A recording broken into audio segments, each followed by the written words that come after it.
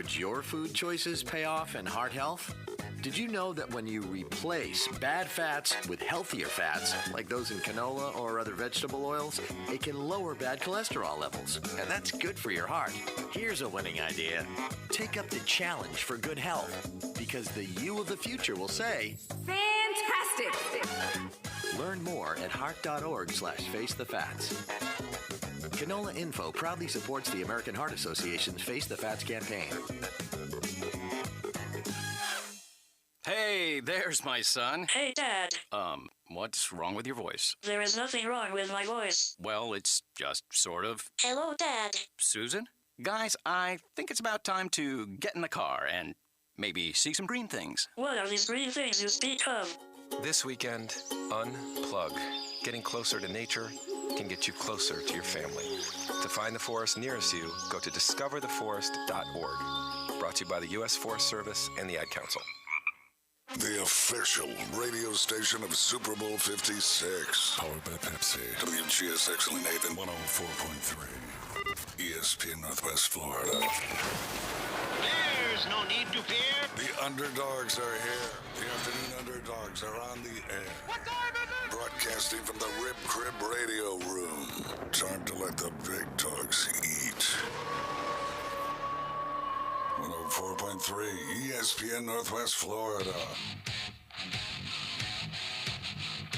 What's going on, Northwest Florida? You're tuned in to the Afternoon Underdogs. I'm David Hayes, and we've got a great one for you today. I got the Right On squad with me with the Right On Sports Show. The leader, the president, the CEO, Kyle Wright's in the building. We've got Nick Gurley as well. We've got a lot of things to talk about. You guys are now into the Rib Crib Radio Room. Thanks for listening. I've got two phone lines today. I want to use them. Give me a call, 850-215-6290. What's going on, fellas? Great to have you guys in the studio with me today. Long time, Kyle. Well, it hasn't been that long of a time, but we're back. Not too long, not too long. First of all, Nick, glad to finally be doing a show together, buddy. I know, right? David, I mean, this is something we've been talking about for a very, very, very long time. Right it's on. always been like hypothetical, right? Yeah. But here we are. We've got the chance to do it, and what better place than where it all started, right here on ESPN Northwest Florida. I know there's a lot of people out there that want to get a hold of us today, so tell them that number, 850-215-6290. Come on. I'm going to make a lot of people angry today, Nick. Let's go. That's the way that you get it going, though. Make people tick them off just a little bit. Hey, let's play a little trivia today, brought to you by Merchant Management Group. If you're a business owner, take a minute, check out how much you spent on credit card processing fees in the year of 2021. If you want to eliminate those fees this year, give our friends over at Merchant Management Group a call, 850-747-0664. They're located right here. They're local. It's downtown Panama City, and they will take care of you. The trivia question for today, get these lines blinging. When he was just in 8th grade, what NBA coach appeared on Late Night with David Letterman? Been a lot of coaches. This is a current NBA coach. Current NBA coach. I don't know how much longer he's going to have his job for.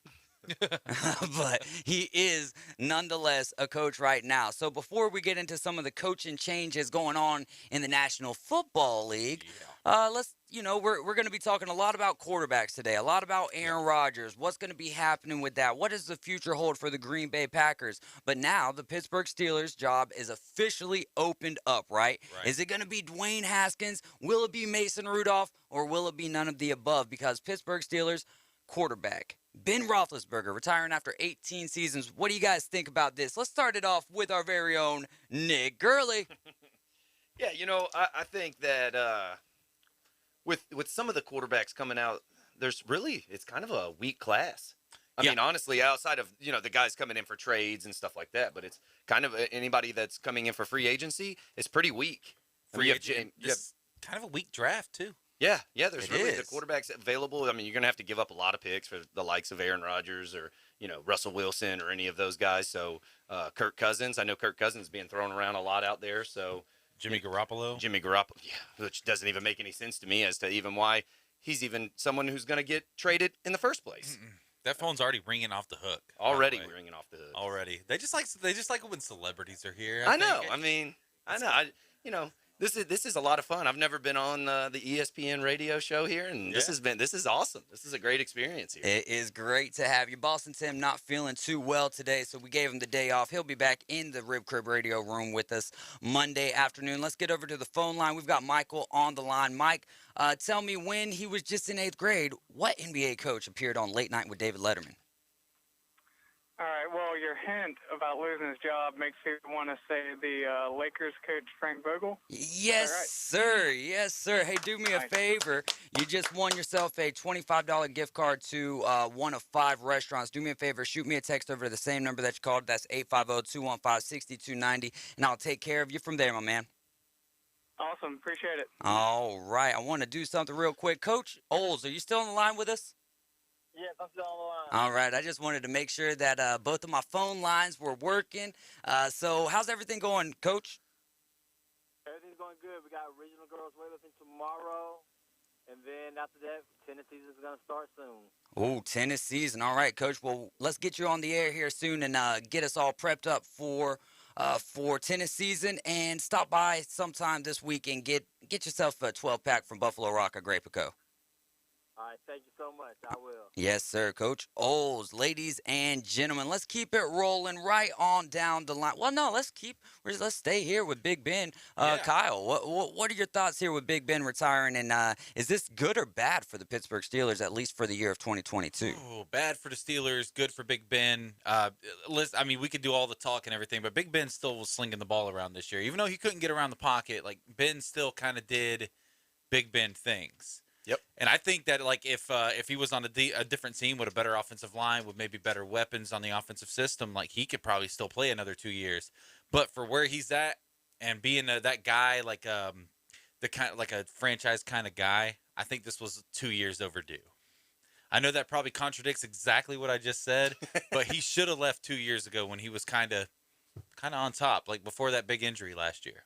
Yeah, I definitely think that it's bad for the Steelers. It's great for Big Ben. I mean, I agree. It probably is a little late, but it's definitely a bad thing for the Pittsburgh Steelers, just based off of there's just nobody out there. They're gonna have to give up the farm for anyone they're going to go after to continue to be anything. Yep. Do we have any faith in Mike Tomlin to maybe get production out of Dwayne Haskins or even out of Mason Rudolph, provided that Myles Garrett's not on the opposite side of him swinging a helmet? You know what I mean? But do you think that Mike Tomlin could get something done to get him through 2022 and hope that draft class opens up a little bit? Because where the Steelers are sitting at, there's no way that they're going to get the pride or the prize of the quarterback draft class, which is going to be Kenny Pickett, right? Right. Yeah, I mean, they don't really have the draft capital to give up to get there. They don't have the salary cap to make room for that kind of move. Maybe not for an Aaron Rodgers trade or anything like that. I think for the Pittsburgh Steelers, Jameis Winston's the guy. I mean, and I know the New Orleans thing. Think about it, I love that, though, dude, and I wanted to argue with you today, but I love that. You like it, right? Yeah. I mean, listen, that system's built for a big, strong quarterback, and now Jameis is kind of fits that bill perfectly. And if you really think about it, like, Jameis can get out of the pocket a little bit better than Big Ben could at this point in his career. So, no doubt. He was a tree. Yeah. And he kind of always resembled that through his career, right? But he had more mobility, at least if it wasn't mobility, the ability to break the tackle. But we saw that really in the last 2 years, but especially this year, drop off. It's amazing that they beat the Bills in week 1 with the style of defense that the Bills play and then the lack of mobility for Big Ben. So, yeah, it's going to be a tough year, absolutely, for the Pittsburgh Steelers, but there's so many names out there. We don't know what's going to happen with Deshaun Watson, right?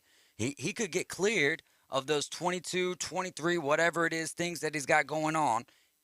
Could he be – is the Miami Dolphins train – like, as a Dolphins fan – how is that looking with Deshaun Watson, or is that nixed? That's gone. I mean, unfortunately, I believe at this point that's gone. If it was going to happen, it was going to happen last year because we had Flores pushing for it. But obviously now Flores, like, we've heard all the stories. We've heard everything. Like, Flores has not been a Tua guy. Right. And now Flores is gone. So I would imagine that whoever they hire next, probably Brian Dabble, because of his history with Tua. But if Tua can't get it done, how many years would you give Daboll with Tua before it was like, all right, look, because honestly, each year we say this, whereas all right, one more year, you know what I mean? Like I get it, the past that the two share with each other, but can you make the leash longer than a year for Tua Tagovailoa with Brian Daboll? I think unless you can get Aaron Rodgers one more year. If you can go get Aaron Rodgers, I mean, we talked about this last night on our show. We've talked about this before the show today. You go get Aaron Rodgers. Like, there's like 8 teams in the NFL that shouldn't. Even the Cowboys, like Dak Prescott, Aaron Rodgers. It's a no-brainer, right? But you got to give him one more year because of the because of the stories that are coming out, because of everything like that. And I hope I'm wrong. Right. I swear to you, like, nobody hopes that I'm wrong about Tua more than me. But how long can you sit there and go back and forth where it's like, because you see flashes, right, every now and again, especially when it comes to quick release slants. Like Mike Thomas should be his number one receiver, right? Yep. You know what I'm saying? Because he loves throwing the quick slants, and he's good at it for the most part. But when it comes down to throwing the ball downfield, that's where it kind of falls off. And what do you need to be able to do as a quarterback in the National Football League? See, but what do you do at this point with Tua you only gave him, a year or two? 2 years now. Yeah, two years now. But now that you just gave up on your head coach based on what's going on behind the scenes, right? And now you're only going to give Tua 1 year. I mean, how much are you really believing if you only think that he only deserves 1 year? But this is the problem now, right? Because we've talked about this like off the air a couple times. In the AFC right now, there's not a lot of room for error. There's not. We went 10-6 last year, didn't make the playoffs. 9-8 this year, didn't make the playoffs. The AFC has got Joe Burrow. It's got Patrick Mahomes. It's got Lamar Jackson. It's got Justin Herbert. We've got Mac Jones, man. Mac Jones, Josh Allen, right? Dude, that's 6 playoff spots. Exactly, that's 6 right there. Because you got to think that the Patriots defense is going to build upon what they had going on last year. So yeah, you're right with the AFC, and then it comes down to you just named off 6 playoff spots, which means there's one more, and you left out a division in the AFC South, though, right? So I mean, you're talking about division winners, and then that wild card battle just becomes absolutely insane. Like, we thought it was great, and this is probably a question that's going to come up today around Defend Your Stance. Keep tuning, stay with us the whole 2 hours today. Yes. But at Defend Your Stance, we'll have some good questions there. But are we almost in a better position now? We thought a couple years back, right? We lose Manning. Brady's on his way out, or now he's in the NFC. Phillip Rivers, all of these. Are we in a better position now at the quarterback position with these young guns? I think it looked very bleak for a long time, and you just didn't see it. Even when you had Josh Allen, I didn't call Josh Allen to be what he is. I don't think not anybody out of Wyoming, really did. Right? What about Patrick Mahomes? Nobody called that out of Texas Tech either. I mean, not out of Texas Tech, but I started hearing the murmurings actually the year before that he took over, because they were saying like Alex Smith is out and Patrick Mahomes is going to be the next best. But I was talking about like when he got drafted. Yeah, exactly. Out of the draft, no, absolutely not. Now, if Cliff Kingsbury wasn't his coach at Texas Tech, they might have made some more noise. Sure. Yeah, sure. That's a what if Wednesday, and it's not Wednesday. It's not Wednesday. But we'll throw it back for Thursday. If Cliff Kingsbury, no, I'm just kidding. I'm just kidding, man. Let's move on to some of these other head coaching moves so that we don't exhaust all of our quarterback talk. Denver Broncos hiring Nathaniel Hackett as the head coach. He was the Green Bay Packers offensive coordinator. This is going to be his first stint as a head coach. He's going to be Denver's 4th different head coach since the start of the 2016 season. I know that it's 2022, but I always kind of subtract, whatever year we're in from 2020, so it feels like it's 4 years ago, but that's actually 6 years. Hackett's going to be bringing in speculation off rip because he was the offensive coordinator at Green Bay that Devontae Adams and Aaron Rodgers will follow him there. Now, I don't want to get any deeper into that because we'll use this for our next segment. 4:15, we're going to be digging into Aaron Rodgers. 4:30, we'll be digging into all of the other NFL quarterback openings. But here's the other one. The Chicago Bears taking another coordinator from Indianapolis, their defensive coordinator, Matt Eberflus, as their head coach. Now, they had Nagy, right? He was an offensive-minded guy. Didn't really work out. But your defense hasn't really been the problem in Chicago. Right. You need someone to develop Justin Fields. Did the Bears get it wrong once again? I don't think so. I don't. I think we've talked about this on the show before with hiring defensive-minded head coaches, because you can always hire a quarterback coach. You can hire a offensive coordinator that's going to push you over the top.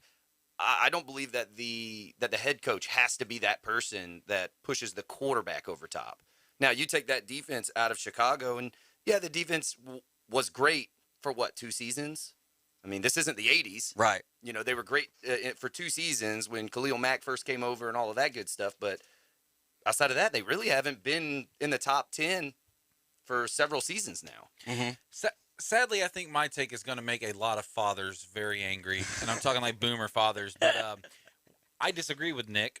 I think this was I think the hire by the Broncos was a home run, and this one was like a bunt where you popped out to the catcher. Ooh. Like this with 2 strikes, so it didn't matter if the catcher caught it. Right. No, it's very bad. Very bad. The NFL now is no longer defense wins championships. Okay. It's no longer that perspective. Like, because you look at the last couple Super Bowls, and I know that, like, the Tampa Bay Buccaneers came out last year and just swung on them, right? Just swung on them. Their defense lot came of out injuries to that offensive line, though, Right. as well. Right. So, but they scored 31 points on them. Right. The year before that, Kansas City won the Super Bowl. I mean, they swung all over San Francisco. I think we're coming into an NFL now that's going to be faster. It's going to be high speed, and you're going to get a lot more games like that Kansas City-Buffalo game that we just got. Buffalo had the number 1 defense in the NFL. Yeah, I know. That gets lost on a lot of people, too. But KC wasn't number 32 either, though. Like, No. KC's not the same as KC as they were 2 years ago, Well, having a terrible defense. No, but So to kind of expound upon that, I think exactly where he's getting at more or less is that it used to be. Let's take Eli Manning. We're going to be jumping into a great question that Barrett Townsend sent me earlier. Eli Manning or Big Ben had the better career, all right? So we look at Eli Manning. We're going to dive into that later, but you look at Eli Manning, and those Super Bowl runs came from great defenses. Those defenses won championships, whereas now it's not defense wins championships. It's, in my opinion, balance wins championship. You got to have the good defense with the good offense, but if your offense is greater than your defense, you're not SOL. No, but I still think you have to have a good defense. Yeah. I mean, I still you have believe that yes, you have to defense have wins championships. Yeah. have something. Yeah, you still have to have something back there. Can't be the Lions. Right. You can't be KC of last year. No, you can't be that I either. mean, at this point, it kind of seems like the offensive line wins championships. Real quick before the trenches do win Yeah, the championships. The trenches. trenches get lost on all of us, especially, ones who didn't play the game at the NFL level. The trenches is where it's all won. Real quick before we get out of here for our first break of the day and start talking about Aaron Rodgers, want to remind you guys, get out the Blue Sky Express Car Wash. If you want your vehicle looking like it's just came off of the showroom floor, that's the place to go. Blue Sky Express Car Wash. Which Super Bowl possible matchup do you least want to see? And for me, I'll answer first. I'm going to go Chiefs 49ers because we got it 2 years ago. As much as that's the worst one to me, but I still would enjoy watching that game very much so. I'm going to say 49ers Bengals. I just don't. I mean, the Bengals aren't ready to be there yet, and the 49ers are just boring. That's a good agree. point. I mean, honestly, I think the Bengals versus anyone. Yeah. I mean, the Bengals versus anyone is not going to be a good one. Okay. I think the one that I actually want to see for some reason is the Bengals and the 49ers. But I feel like either way that you go with all 4 of these matchups, you're going to get some type of you'll get different elements of the game that'll stand out to you. So I'm excited whichever way it goes. All right, we're so close to the NFL championship games. We're going to take a short timeout. When we get back, it's time to break down Aaron Rodgers and what the heck's going to happen with the Packers.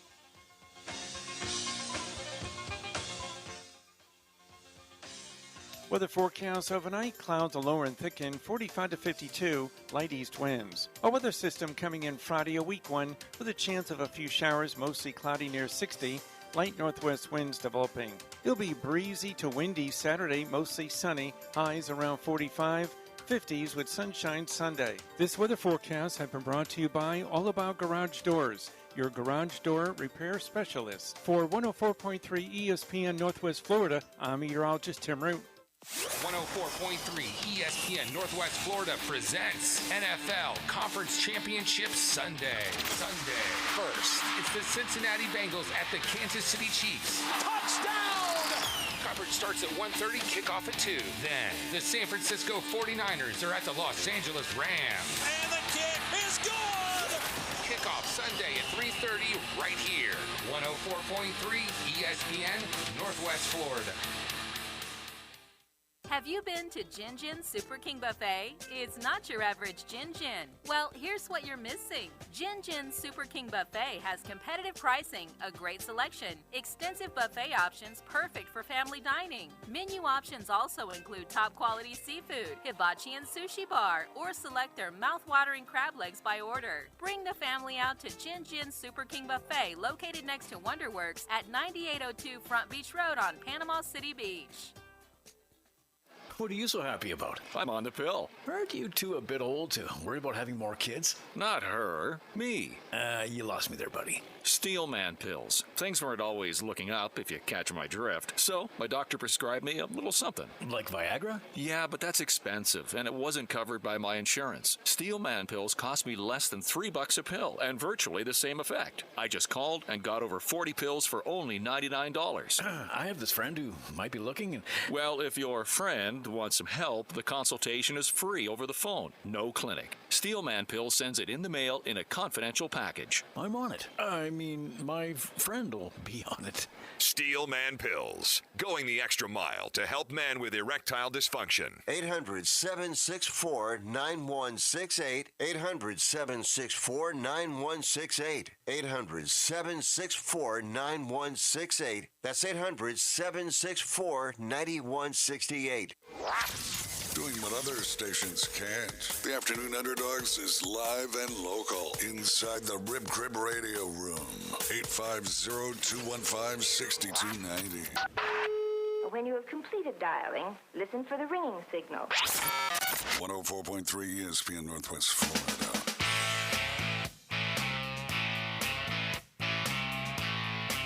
We are back, and we're inside the Rib Crib Radio Room. You're listening to 104.3 ESPN Northwest Florida. I'm David Hayes, along with Kyle Wright and Nick Gurley for the Afternoon Underdogs. Appreciate my guys coming in today, man. What a fun time it is getting the gang back together. First time for Nick, but guys, behind the scenes, we all know each other pretty well, talk on the regular, and they have a great show that you can find on Facebook Wednesdays, right? Wednesdays. Right, on Sports Show.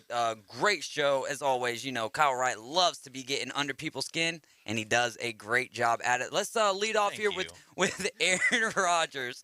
I mean that in a very complimentary way. You know, just an interesting, because I know there's listeners out there that are Gator fans right now. Here we go. This is one of the things that I used to say a whole lot. And the guy sitting to my left right now is a Gator fan. But, you know, I haven't been able to say this to you guys, and I know we got a whole segment. But, guys, congratulations, man.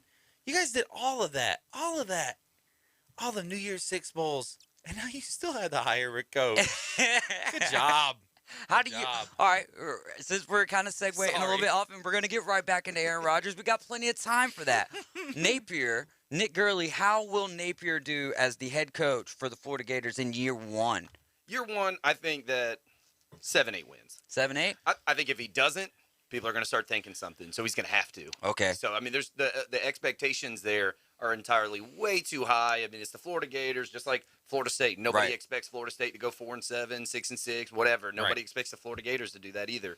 So I think that the first year, 7-8 wins, and honestly, we have the SEC East. Yeah, it's very doable. Yeah, I mean, it really LSU, is. Florida State, which is always back and forth, and maybe the battle of who's worst. That's what that is over the last couple of years now. Can't wait for that to get back into it. But you know what? Rivalry. The one thing is, though, is even though it's been, down years for Florida State, Florida coming off of a down year, for the most part, those games haven't been as bad as what they could have been. Speaking of the Florida and Florida State game, like last year, had the kicker kick the ball for Florida State.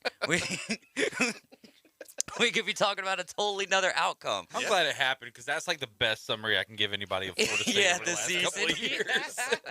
That's literally like how's Florida State football been?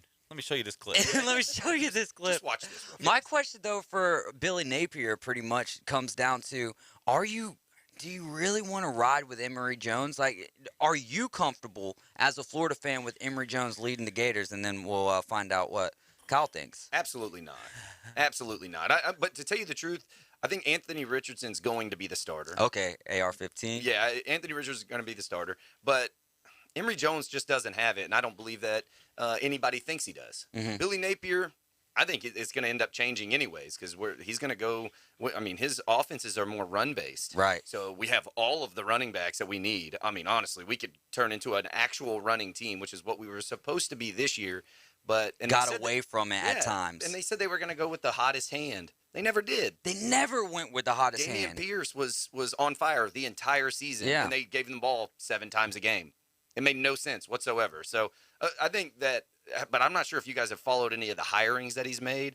I mean, he's hiring some of the best in the game right now. So the recruiting aspects, I mean, they're going to be good. Kind of a far cry from what's happening down there in Miami right now, because last I've heard, Mario Cristobal been there 4-8 weeks and still hasn't made a coordinator hiring yet. So hasn't made an offensive coordinator hire, and now may lose the one that he did hire. I can't remember the dude's name. The one that all the Miami fans were calling a home run hire that none of us have ever heard of. But that's normal though, they isn't might it? lose him to Georgia. They were saying Manny Diaz. Oh man. Yeah, because they got I think it's a wide receiver coach available. Brian McClendon. Okay. So I think he's talking about going to Georgia. They might The lose him rich are getting already. richer, man. It just stays that way. Do you think does Georgia have the talent there? They're losing a lot to the NFL draft. Do they have the talent to kind of repeat? Well, I don't know how much talent it's going to take in the SEC East next year. No, they're still going to be the best in the SEC East. I mean, Okay. Florida will be their hardest opponent.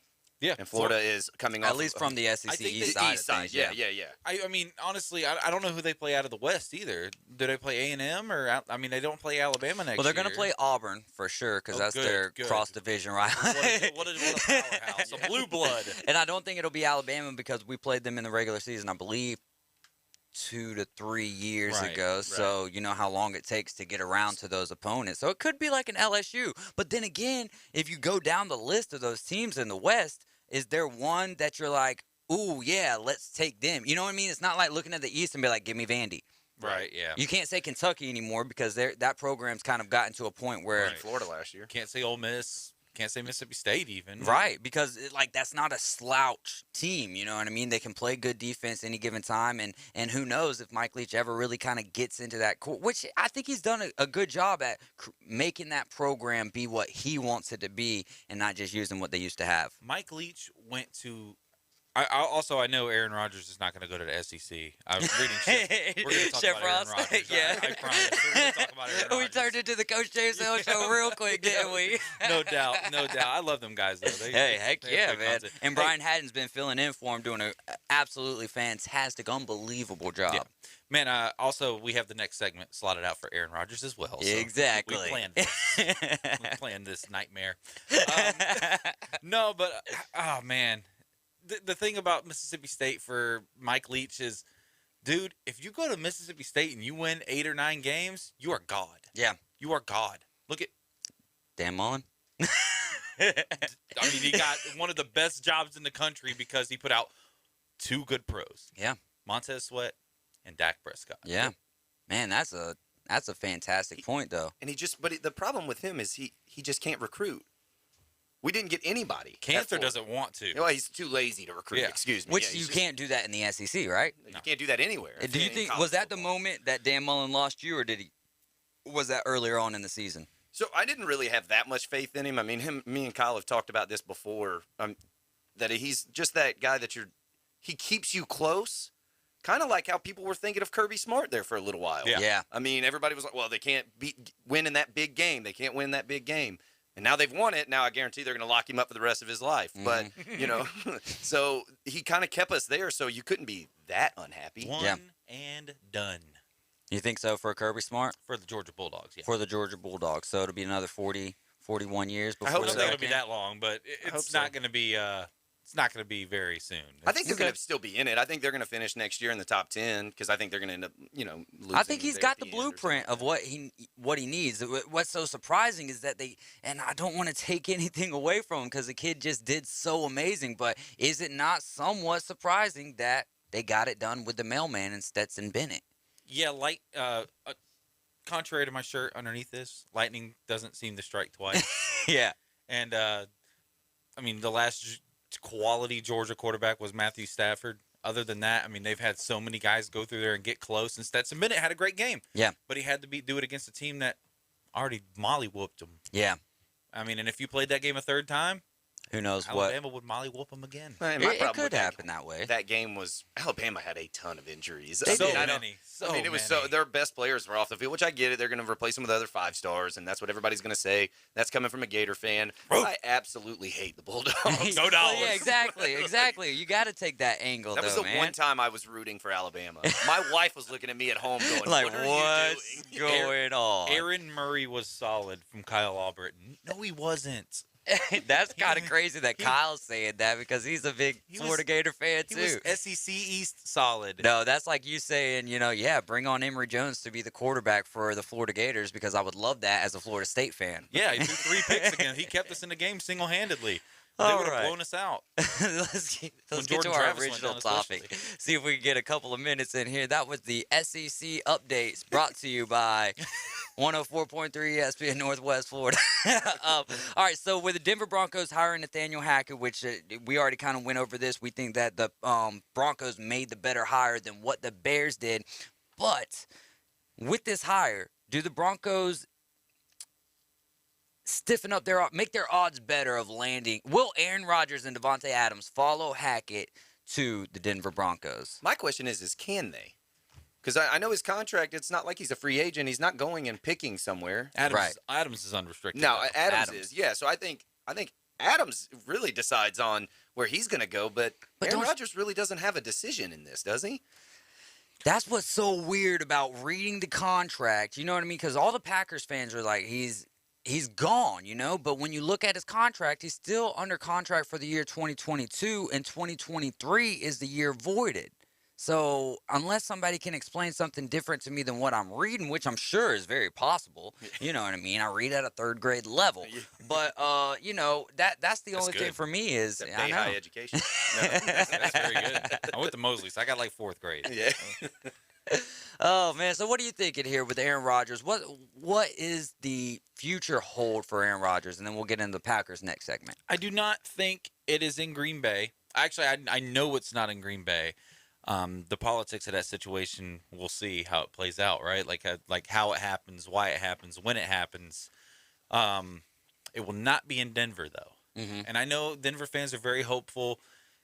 I mean, you've got 2 good little gunslinging quarterbacks there in Denver right now. Anyway, your problems are not at the quarterback position. You got a lot more to figure out in Denver, because I think Drew Lock still deserves a chance. Oh, and I know that's a very unpopular opinion, but when has he really gotten a fair shot to quarterback that team?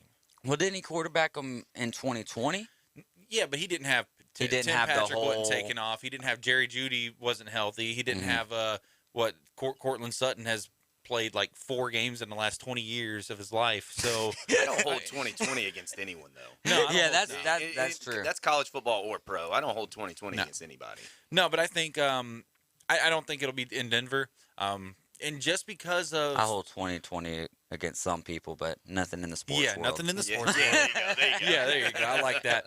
I don't want to go too much into it because we're sports talk radio, but we talked about it before we went on, and from like a Aaron Rodgers' personal belief standpoint, he is not going to leave, I'll just say, conservative Washington and go to Denver, Colorado. Wisconsin. But yeah, I'm sorry. What the heck? I was about to say. I was like, wow, he's in Washington? I didn't know he traveled every weekend. He's not going to leave Green Bay, Wisconsin, and go to Denver, Colorado. Yeah. It's just not going to happen. You want to talk about people rooting against you because of the status of a vaccination. You go to Denver, and your whole team will go get your number put on backwards or something, or take the name off the jersey. You know what I mean? Like, they'll do some stuff, man. Yeah. But he can smoke there, so I know he likes to get can it done. he though? Because like, if that was the case, I don't know. You know how I guess it really comes down to the contract and how the NFL drug policy is working. But if that was the case, Josh Gordon would have been a Denver Bronco and would have stayed in the league. Well, all right, we're going to take a short break. We out of time. We're going to come back and talk a little bit more about the Green Bay Packers, how it's going to affect them, and some more quarterbacks, because there's a plethora of them out there that could be playing somewhere else next year. We'll be right back. You're listening to the Afternoon Underdogs.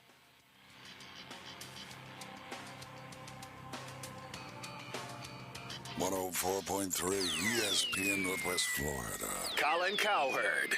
I think Jason Garrett, Jim Caldwell, and Doug Peterson would be boom, boom, boom. But Sean Payton is stepping down. And let's be honest about it, the last 5 years for the Saints have been crazy town. There's no reason for Sean Payton not to do television, make money, have fun, be engaged, and then cherry pick in 3 or 4 years, or 2 years. Still wouldn't count out Dallas. This is The Herd. Weekdays 11 to 2, ESPN, Northwest Florida.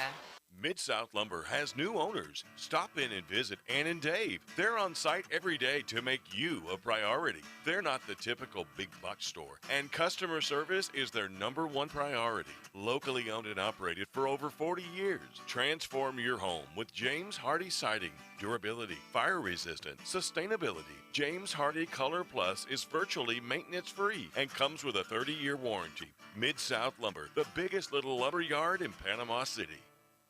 Discover Kia in 2022 at Bill Burr Kia, your local community dealer.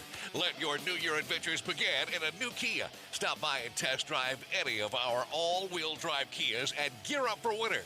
Now offering 1.9% APR for up to 60 months on a new 2022 Kia K5, Seltos, Sorrentos, or Telluride. Bill Burr Kia is not only the home of the 20-year, 200,000-mile warranty, they're the home of the best customer experience anywhere. Stop by and see us at 2435 East 15th Street or anytime at BillBirdKia.com. We make buying a car easy, and you'll enjoy the way we do business. Offer from KMF for the purchase of a new 2022 K5, Seltos, Sorrento, or Telluride with $17.48 per 1,000 financed in 60 months. Quantities limited. No down payment required. Cannot be combined with other finance offers. The 20-year, 200,000-mile warranty is a Bill Bird Kia warranty. See dealer for complete details. Offer for well-qualified buyers. Must take delivery from dealer stock through 1/31/22.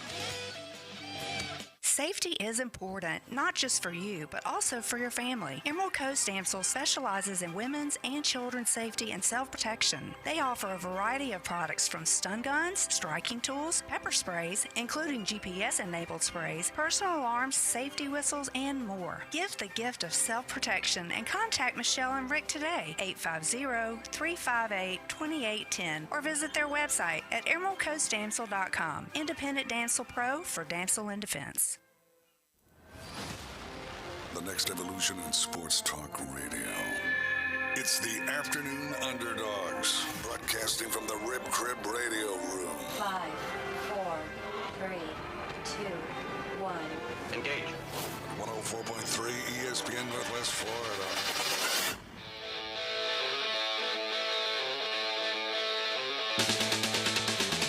We are back in the Rib Crib Radio Room. You're listening to the Afternoon Underdogs. I'm David Hayes. We've got Nick Gurley. We've got the singing man, Kyle Wright. Man, it's been a fun show today, no doubt about it. It's always a fun show. Don't get me wrong. I love the 2 hours every single day. But we've just been rocking and rolling. We've got a lot of great content, and we're going to continue on with that. The Hornets last night set a franchise record against my Indiana Pacers with 158 points. Who did? The Hornets? Yeah, the Charlotte Hornets. That's the highest in the NBA this season. They took down the Grizzlies' record of 152, at least this year. They were playing the Thunder. So, You know why that makes me angry, David Hayes? Because I paid money to go see the Charlotte Hornets play in Orlando this year against one of the worst teams in the East in the Orlando Magic. And the Magic won? And no, the Hornets won. They scored 95 points. Oh, so it was like a 95-87. It's like this team's supposed to be fun and exciting. And yeah.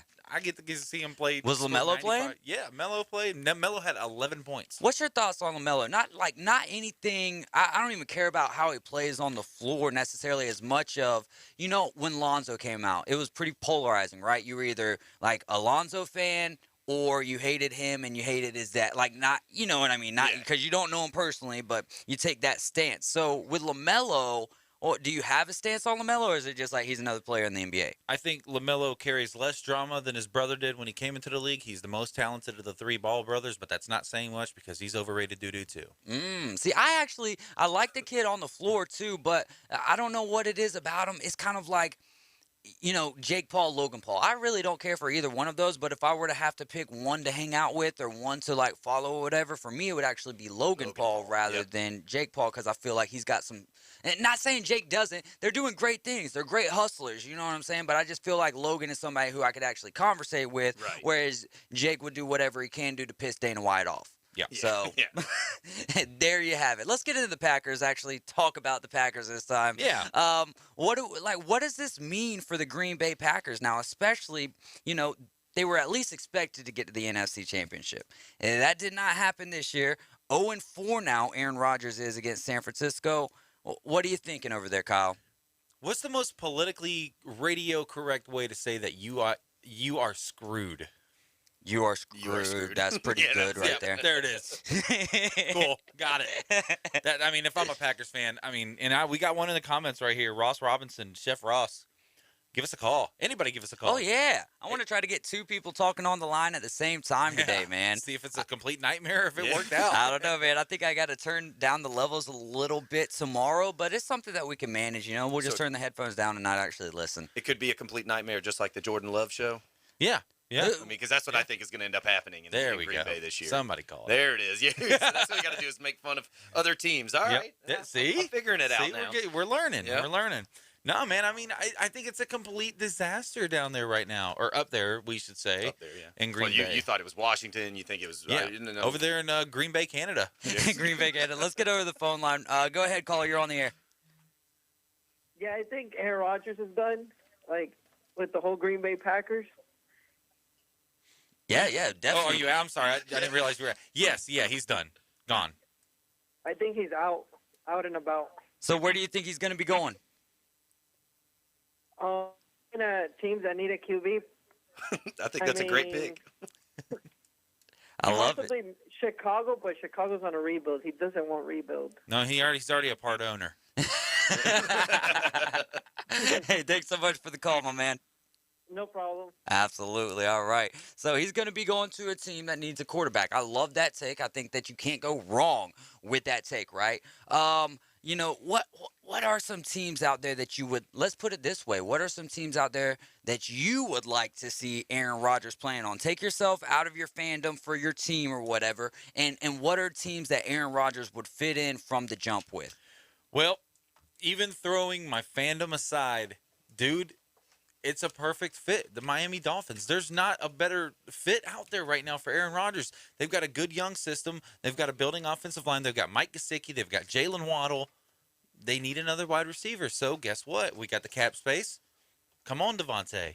I know I'm not, and I'm throwing fandom out the window, and I'm just saying this even unbiased because you guys know I am not that kind of fan that's going to come on here and be like, oh, Miami this, Miami that. Right. But the fit's perfect. So do you think Devontae Adams is going to choose wherever Aaron Rodgers goes? No, but I think they have a good enough relationship, and he's a unrestricted free agent, and we do have a need at the wide receiver position, so he could. I feel like your need's bigger at running back, though. It's very big at running back. But you do have $70 million to throw around. $70 million in cap. And I feel like because of how many running backs got injured this year, a lot of running backs got experience last year, so there's going to be a lot of running backs out there that take Elijah Mitchell, even though he was drafted in the 5th or the 6th round, but the year that he's had has been amazing. Well, the 49ers are going to have Mostert come back next year. You know what I'm saying?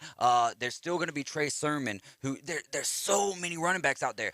What if the Titans are like, hey, like Deontay Foreman, we love what you did for us from week 8 on, but you can go find a new home. Now that opens up a spot for a team like Miami who could benefit from a guy like that. And he was supposed to be huge. Yeah. Foreman was supposed to be massive when he came out of Texas. Yeah. And he went to the Texans. Yeah. Right, though. That's just kind of where. Killed his career there for a little while. Well, look how good, how much better would J.J. Watt had been had he went to an organization that their goal was actually to win championships. Same with Deshaun Watson. Both those marquee guys, they trade DeAndre Hopkins, and then Deshaun Watson's idiot tail signs an extension. Why did you do that? Oh, and then chooses to hold out. You already knew that they were giving up, and they didn't care, and they thought that you could maybe get them there, but that didn't work. Let's get over the phone line before I bust a cap. Yeah. Hey, Chef Ross, you're on the air. Go ahead, buddy. All right, Kyle. Thanks for calling me out. I love you too. So what's going on with Aaron Rodgers, and then what's going to happen with your Packers? All right, let me start with the Packers. They have a lot of pieces in place to still be a good franchise. They're still going to have a top half defense. They still have the two-headed monster at the running back game. Give you that. Special teams is hot garbage. Yep. And hopefully they make a move and get rid of that special teams coordinator. And most importantly, the whole division is hot garbage. Name one team that scares you out of the NFC North. Well, I mean, healthy Minnesota Vikings. No, the ones that scare me, if I was a fan of them, would be the Bears and the Lions. But outside of that, no, you're absolutely right. Jordan Love will still lead us to the division title. I can't go with that one. I don't got no faith in Love. My hot take is Brady's gone, Rodgers to Tampa.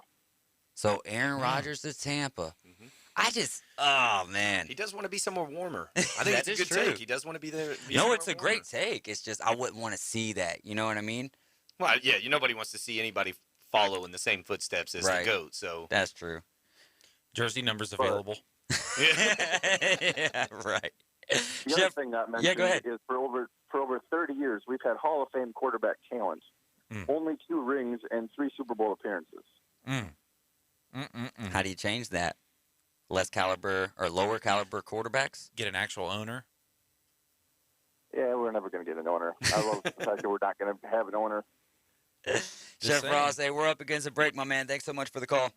All right, I'll talk to y'all later. No doubt, my man. All right, we're going to take a short break. When we get back, it'll be time to defend our stances. So I want to hear from you in the comments or on the phone. Who had the better career, Eli Manning or Big Ben Roethlisberger? We'll take a short break. We'll be right back.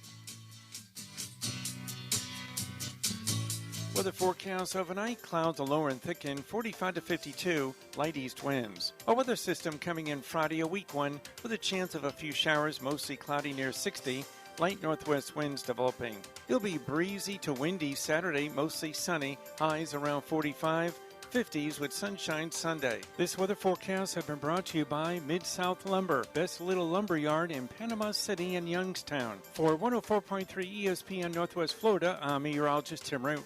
ESPN Northwest Florida. Auburn basketball returns to the Auburn Sports Network. Wide open 3. Yes! And a foul to play! Two-handle! Saturday, the Tigers host the Big 12 SEC Challenge against Oklahoma. Dillon for the two-hand slam! Yes! Oh, zip for 3! D. Johnson 3. Good! Coverage begins at 12:30 Central on your home for the Auburn Sports Network. ESPN Northwest Florida. At Slim Chickens, craft means something. Craft means bacon. And oh, so crispy. Craft means a good cayenne kick. And all-natural buttermilk marinated, made fresh, perfectly fried chicken. All served on toasted brioche buns. At Slim Chickens, craft means quality. And for a limited time, try our new Memphis-style barbecue chicken sandwich. Try Slim's Craft Sandwiches today. Slim Chickens. I'm Matt Glover with Aero Pest Service, and we are your family-owned and operated pest control company in Bay County since 1977. With the cooler season upon us, now is the time to be attacking those unsightly weeds that have been taking over your lawn all season long. We can design a specific program to help your lawn become and look its very best. Give us a call today at Aero Pest Service, 850-874-1900. 104.3 ESPN Northwest Florida are proud members of the Panama City Beach Chamber. We'd like to welcome the newest members to the Beach Chamber. Chartwell's K-12, Clicks to Clients, Deborah Eldridge, Business Consultant, Terrace Bon Me PCB LLC, Remax Freedom, and Sola Coffee Bar. Congratulations from the area's only sports radio station, 104.3 ESPN Northwest Florida. Damsel in Defense presents Defend Your Stance. Got an opinion? Time to defend it. It's the Afternoon Underdogs on 104.3 ESPN Northwest Florida.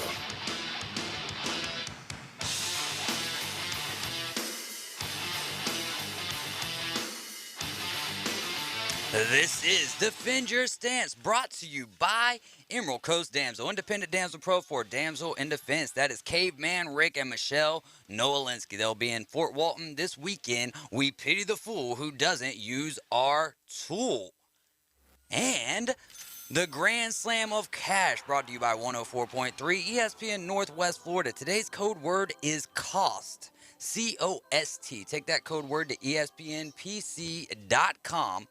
Enter the code word there, or you can go to the 104.3 ESPN Northwest Florida app, enter it there, and that'll be your chance to win $1,000. We'll have 2 weekly winners of $1,000. This is a national contest. Let's get into it, though. In your opinion, who had the better career? Let's start over here with Nick. Ooh. Big Ben or Eli Manning? In my opinion, it's going to be Big Ben. And I know that's... You know, we're going to go back to the Jordan, LeBron stance and more championships, less championships. But, you know. Same amount of championships. Same amount of championships. But I just feel like with Big Ben, even though they both had great defenses when they were successful, Big Ben never had a losing record. I mean, you can't take anything away from Big Ben. Eli was good on certain circumstances, but I can't give it to somebody who can throw 5 picks any given day. That's a good point. What are you thinking over there, Kyle? Well, you can't spell eliminated without Eli, right? So you take his, you could take his playoff record minus the 2 Super Bowl runs, and you can make it like the Old McDonald song, like Old McDonald had a playoff run. Eli, 0-4, right? Yeah. So like, anytime the game had to be on Eli, it did not go well. Big Ben won his Super Bowls. I mean that throw to Santonio Holmes, dude. That was you. He would have had to walk down there and hand it to him. Mm-hmm. I know they say that all the time, but if he would have walked down there and handed that ball to Santonio Holmes, he couldn't have done it any better. I don't think he would have needed a ladder, though, because he would have had to put it up there. You know what I mean? It was like off the fingertip, like right past the fingertips of the Cardinals defender. I mean, it was Big Ben is going to get that vote for me. Yeah, but if you want to go to a more marquee throw, and I know that David Tyree made the catch there, but he had to get out of a sack, Eli Manning did, to make that throw. You know what I mean? He almost went down, and we're talking about a dude whose brother is Peyton Manning. So the athleticism there, yeah, at least with the legs and mobility, not quite so much. Not even that throw, but the throw to Mario Manningham. Yeah, on the Super Bowl run was a great throw by Eli as well. And I'm not going to come on here and tell you that I think Eli is overrated, because I do. But that's not what we're going to do here. So I'm going to take it that you don't think he deserves to be in the Hall of Fame? Oh, that's such a tough question. It is very tough. So y'all are both going with Big Ben, and then we'll get into the – all right. I mean, I would have to look at the win percentage on that before I made a Hall of Fame decision. I don't think winning the Super Bowl should be enough to get a quarterback into the Hall of Fame. Otherwise, Trent Dilfer, Brad Johnson, Nick Foles. There's so many guys. I mean, because like Aaron Rodgers is not about to get into the Hall of Fame on what he did in the playoffs, right? That's going to be regular season, whereas Big Ben did a lot in the regular season, but when it come down to the playoffs, he did a lot in the playoffs as well. I mean, good thing it's not baseball, because nothing can get you in the Hall of Fame there. I think, unless you're mediocre, then you're getting in. Aaron Rodgers is a lot like Alex Rodriguez. Great in the regular season, gets in the postseason. You know what's cool about that RC thing now? What? Buffalo Rock distributes RC now. Oh, so that's why we had to take it down originally. Pete Rose. All right, so Eli Manning to the Hall of Fame. What you got on that one, Nick, while I answer this phone? No, I'm going to say no. I don't believe, like Kyle said, I don't believe that just winning a Super Bowl gets you the access to the Hall of Fame. The Hall of Fame is about players that are not just good, not just great, but exceptional. And Eli Manning was not exceptional. Led the NFL in interceptions 3 times in his career. Well, what about Brett Favre? His win percentage. Oh man, I hate doing this on here. Here, while you're picking those stats out, though, let's get over to the phone line. We've got Ian Malone on the line with us. Hey, Ian, defend your stance, buddy. Hey, boys, it's my favorite people, all back on the microphone again in sunny Panama City, Florida. Awesome. Good to hear from it's you, a good man. Day. Yeah, we're gonna have to get breakfast again, Ian. Oh yeah, man. I'm always down for some grits and eggs any place. Just name the time and I'll be there. On the defend your stance issue, I hate to sound like a chorus here, but I'm going to throw in with you guys. To me, this is a no-brainer. It's Roethlisberger all the way. I like Eli. I mean, good Lord, he was a Manning. If there were ever big shoes to fill, then it was him coming after Peyton. And listen, he was a good quarterback, right? He was not a scrub NFL quarterback, a la, dude who plays down in Tennessee. I mean, he was a guy who got it done on occasion. I mean, he made some plays. I would liken him to probably an Alex Smith caliber. Very good, solid pedestrian quarterback that, when surrounded with the right cast and the right defense, could make things happen. There were times that I don't know that the Steelers have a winning record without Roethlisberger. He was an elite quarterback to me. I mean, for the prime of his career, you could make the argument he was one of the top 3 players at his position in the league. So, this one is a no-brainer, even maybe without the championships. I think Big Ben was that good. But speaking of Tennessee and dialing back to your previous topic on the Aaron Rodgers thing, man, I'm totally going to steal Clay Travis's take here and say that I think Tennessee should go all in on Aaron Rodgers. I agree. Whatever you need to do, whatever you need to give up, if it's the next 3 years of first-round draft picks and seconds, fine. Go get it. I mean, Tampa showed that when you have the right pieces in place, if you go get the right guy to pull the trigger, then anything is possible. And how long is your window open with a team like that? Oh, yeah. 2 years. I can say this, 2 years. that I don't know if I've ever heard of a backhanded compliment like you said about Eli. No, I mean, listen, the guy A is very good solid. pedestrian quarterback. Yeah, he's a solid player. I mean, he's won some games. He did some things. Is he a guy that, when the chips are down, to make that throw on 3rd and 9 to move the chains? Is he the guy you wanted pulling the trigger of your offense with 13 seconds to go if you're Kansas City last week? I mean, is he that guy that you're fully going to believe in? I don't know that he was ever that guy, but Roethlisberger in his prime, yeah, I'll take my chances with that guy behind the wheel. Absolutely. So, Hey, Ian, I got somebody else on the line, and we only got 5 minutes here. Great stuff there, buddy. All right, boys. Y'all have a good one. Enjoy the show. Call us back in another segment or so. Yeah, absolutely. All right, let's get over to line 2. Caller, you're on the air. Go ahead.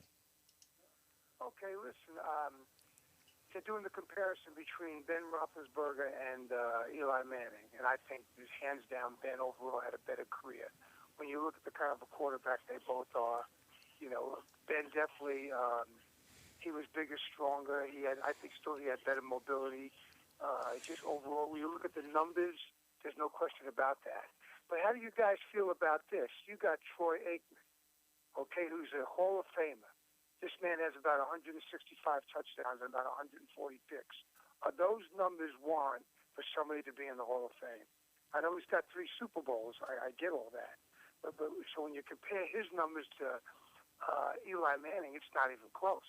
So if Troy Aikman's getting in there, I don't know how you're denying of a man that's thrown for over 300 touchdowns. I think that's Go ahead. I was going to ask one other factor. Everybody keeps talking about the GOAT. They talk about Tom Brady. Okay, you look at Aaron Rodgers. I can't make people understand this. You look at guys like Aaron Rodgers, Russell Wilson. You look at Joe Montana. You look at Patrick Mahomes. When you look at the quality of the way they played that position, forget about championships. It's still a team sport. Okay, if it's based on championships, Bill Russell should be the greatest basketball player that ever lived. If it's based on golf, even though Jack Nicholson, he's got much more majors, but Tiger Woods is still considered the best golfer. So when we're looking at individual talent, can Brady make the throw Montana made to Dwight Clark? I'm just saying, can you see Brady making throws the way Aaron Rodgers made against the Cowboys when he rolled to his left and he hit the tight end? He can't do that. So, in my opinion, there's hands down. Brady's the most accomplished, but to say he's the GOAT, just the way they play that position, talent-wise, there's no way, gentlemen. But anyway, I'll let you guys feed off that. I threw a lot at you, and I'll wait for your answer. All right. Love that stuff. And that we'll have to start. We might just have to skip the 5 at 5 in the next segment and just start unpacking these. Yeah, I was about to say. I've got some stuff against Eli here. I'm sorry. Yeah, no doubt. Man, so much to unpack. To be about? 2.5 minutes. Well, no, but that was a great call though, because everything kind of tied in right there. Great calls right there from Ian. Terrible take, but good call. I mean, well, with the Tom Brady thing, though, he brings up really good points, but at the same time, he's made a lot of throws that other guys can't necessarily make. He doesn't have the mobility as what Russell Wilson or what Aaron Rodgers does, but 28-3, 27-3, comes back and makes it 27-7. I mean, there's just a lot of things. But Joe Montana, same way. I don't know. I think that we do get a little lost in the sauce with the amount of championships that he's won. But still, I mean, it's an amazing accomplishment. I also believe that the teams that he's been on have been built very well. Yes. Oh, 100%. They're very. We were talking earlier. They're very balanced. Each year, they have a top 10 defense. Keeps him there. He doesn't have to make these plays like Patrick Mahomes. Patrick Mahomes has to go out there and be the best quarterback in the league. Mm-hmm. He has to be because his defense isn't going to keep him there. He's got to score. David, I know we have this hard out coming up. Minute and a half. Yeah, in a minute and a half. So I'm not going to go too much into this. So I'm going to save it for the next segment. All right, let's do I that just then. went to the Eli Manning stats here, and Hall of Fame can't, like, just like he said, I know on the GOAT category, Hall of Fame cannot be based on success. On championships. Okay, success of championships. What happens in the postseason only? You can't just be riding off that. Because this is an individual accolade.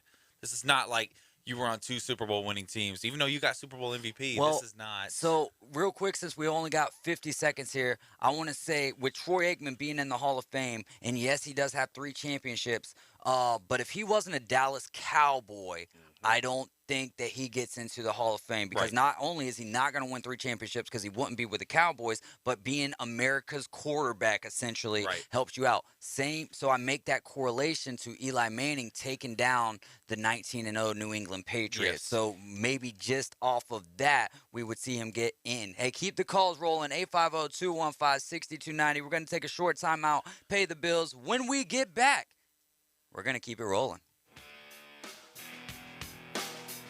ESPN Northwest Florida. This is Greeny. Look, I know I've been hard on Mike McCarthy, but how can you not be? He did a terrible job. And they weren't demolished by injury. They had injuries, like many teams do. But injuries are not the reason that they got markedly worse as that season went on. And secondly, all the things he did wrong at the beginning, he never got right. And in the end, they wound up costing him the playoff game. Weekday afternoons from 2 till 4. 104.3 ESPN Northwest Florida. Hi, I'm Tracy, your diamond girl at Tracy's Fine Jewelry.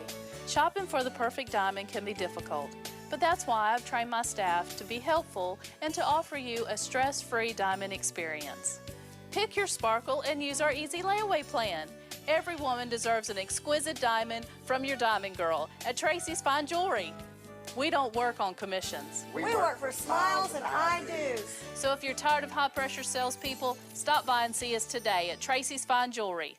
Mid-South Lumber has new owners. Stop in and visit Ann and Dave. They're on site every day to make you a priority. They're not the typical big box store, and customer service is their #1 priority. Locally owned and operated for over 40 years. Transform your home with James Hardy Siding. Durability, fire resistant, sustainability. James Hardy Color Plus is virtually maintenance free and comes with a 30-year warranty. Mid-South Lumber, the biggest little lumber yard in Panama City. The original J. Michael's Restaurant on Thomas Drive, Panama City Beach, serving Bay County and visitors from the U.S., Canada, and around the world since 1976. A little Southern, a little Creole, and a lot of hospitality. Come enjoy J. Michael's seafood platter, red beans and rice, the best gumbo on the beach, and the world-famous spaghetti night on Wednesdays. 3210 Thomas Drive, J. Michael's Restaurant. The official radio station of Super Bowl 56. Powered by Pepsi. WGSX Nathan 104.3. ESPN Northwest Florida. Are you thinking about buying or selling real estate in the Panama City area? Think Real Estate is your team of local experts who simply love living and working in Bay County and helping others make their dreams come true through the exchange of homes and properties. We strive to provide excellent customer service in residential, commercial, and investment sales, as well as property management by combining classic customer service with crazy fresh marketing. Visit our website, whenyouthink.com. Live from the Rib Crib Studio. The mission? Your mission, should you decide to accept it. Save the panhandle from boring cookie-cutter radio. Now back to the Afternoon Underdogs. The state will self-destruct in 5 seconds. 104.3 ESPN Northwest Florida.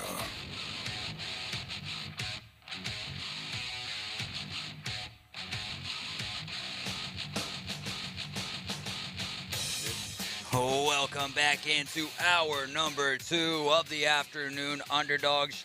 You're in the Rib Crib Radio Room, listening to 104.3 ESPN Northwest Florida. I'm David Hayes, along with Kyle Wright, Nick Gurley. We're having a great time today on the show. Let's get back into our Defend Your Stance, and let's let Kyle loose here with his statistics that he's gathered on, I put that on everything, Eli Manning. Yeah, I put that on everything. Oh, Eli. Hey, before we get into that, I hate to do this, but thoughts on the Manning cast from the year? Bring it back. Yeah. Oh, it is. It's already for sure 2022, 2023. You're fantastic. Add something to sports. I love it. Yeah. If you do that for every sport somehow just to make it more interesting to where we don't have to listen to, like, we have the choice if we want to listen to the commentators, but now we can go and we can get, like, these are real players, man. These are real guys giving real takes. It's like if we were watching the game. Right. I wish that they would allow us to do that, where we could put that on our network or on the Well, ESPN. you got to go talk to the Shield to make that happen. Exactly, but I mean, I you wish got a lot of that money. was something that you were allowed to get more of. I think we're going to get a lot more of that with the world of Twitch and how that's all working out. And I mean, I know baseball was talking about doing something like that with like A-Rod and somebody else. I need somebody a little less. Like, I like A-Rod sometimes, but sometimes he's just a little too pompous. Like, I'd rather have Jessica Mendoza do something like that. Like, I hate RG3 as a commentator. Yeah. But I think in that kind of role, calling college football, RG3 would be incredible. RG3 and Andrew Luck together. Or Tim Tebow. Or Tim Tebow, right? Just That's a good dynamic. The 3 biggest quarterbacks to come out of college in a long time. I love it. Dude. I think the only thing that you could do to make the Manning cast better, because it's fantastic as it is, have Eli and Peyton in the same building at the bare minimum, because they would be better with their guests if they were together. You know what I mean? But there's just something about that brotherly love that they got going on, which, you know, their brotherly rivalry, really, that makes it very interesting. All right, 2 Eli stats, Kyle. All right, so Eli Manning played in the NFL for 15 years. I don't know if that's 15 seasons or 16 seasons. I didn't really have time to, like, it didn't dice it up like it does when you look at it on a laptop or a computer. But in Eli's 15 years, he only threw 30 or more touchdowns 3 times. Eli Manning threw more than 20 picks in a single season 3 times.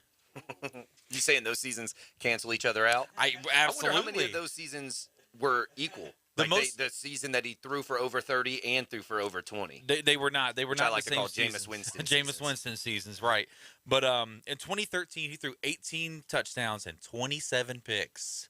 The most touchdowns he ever threw in a season, I think, was 35. I'm going to look at it one more time here while I ramble on, but it was 35. Small talk king. 35 touchdowns in 2015 was the most he's ever thrown in a single season.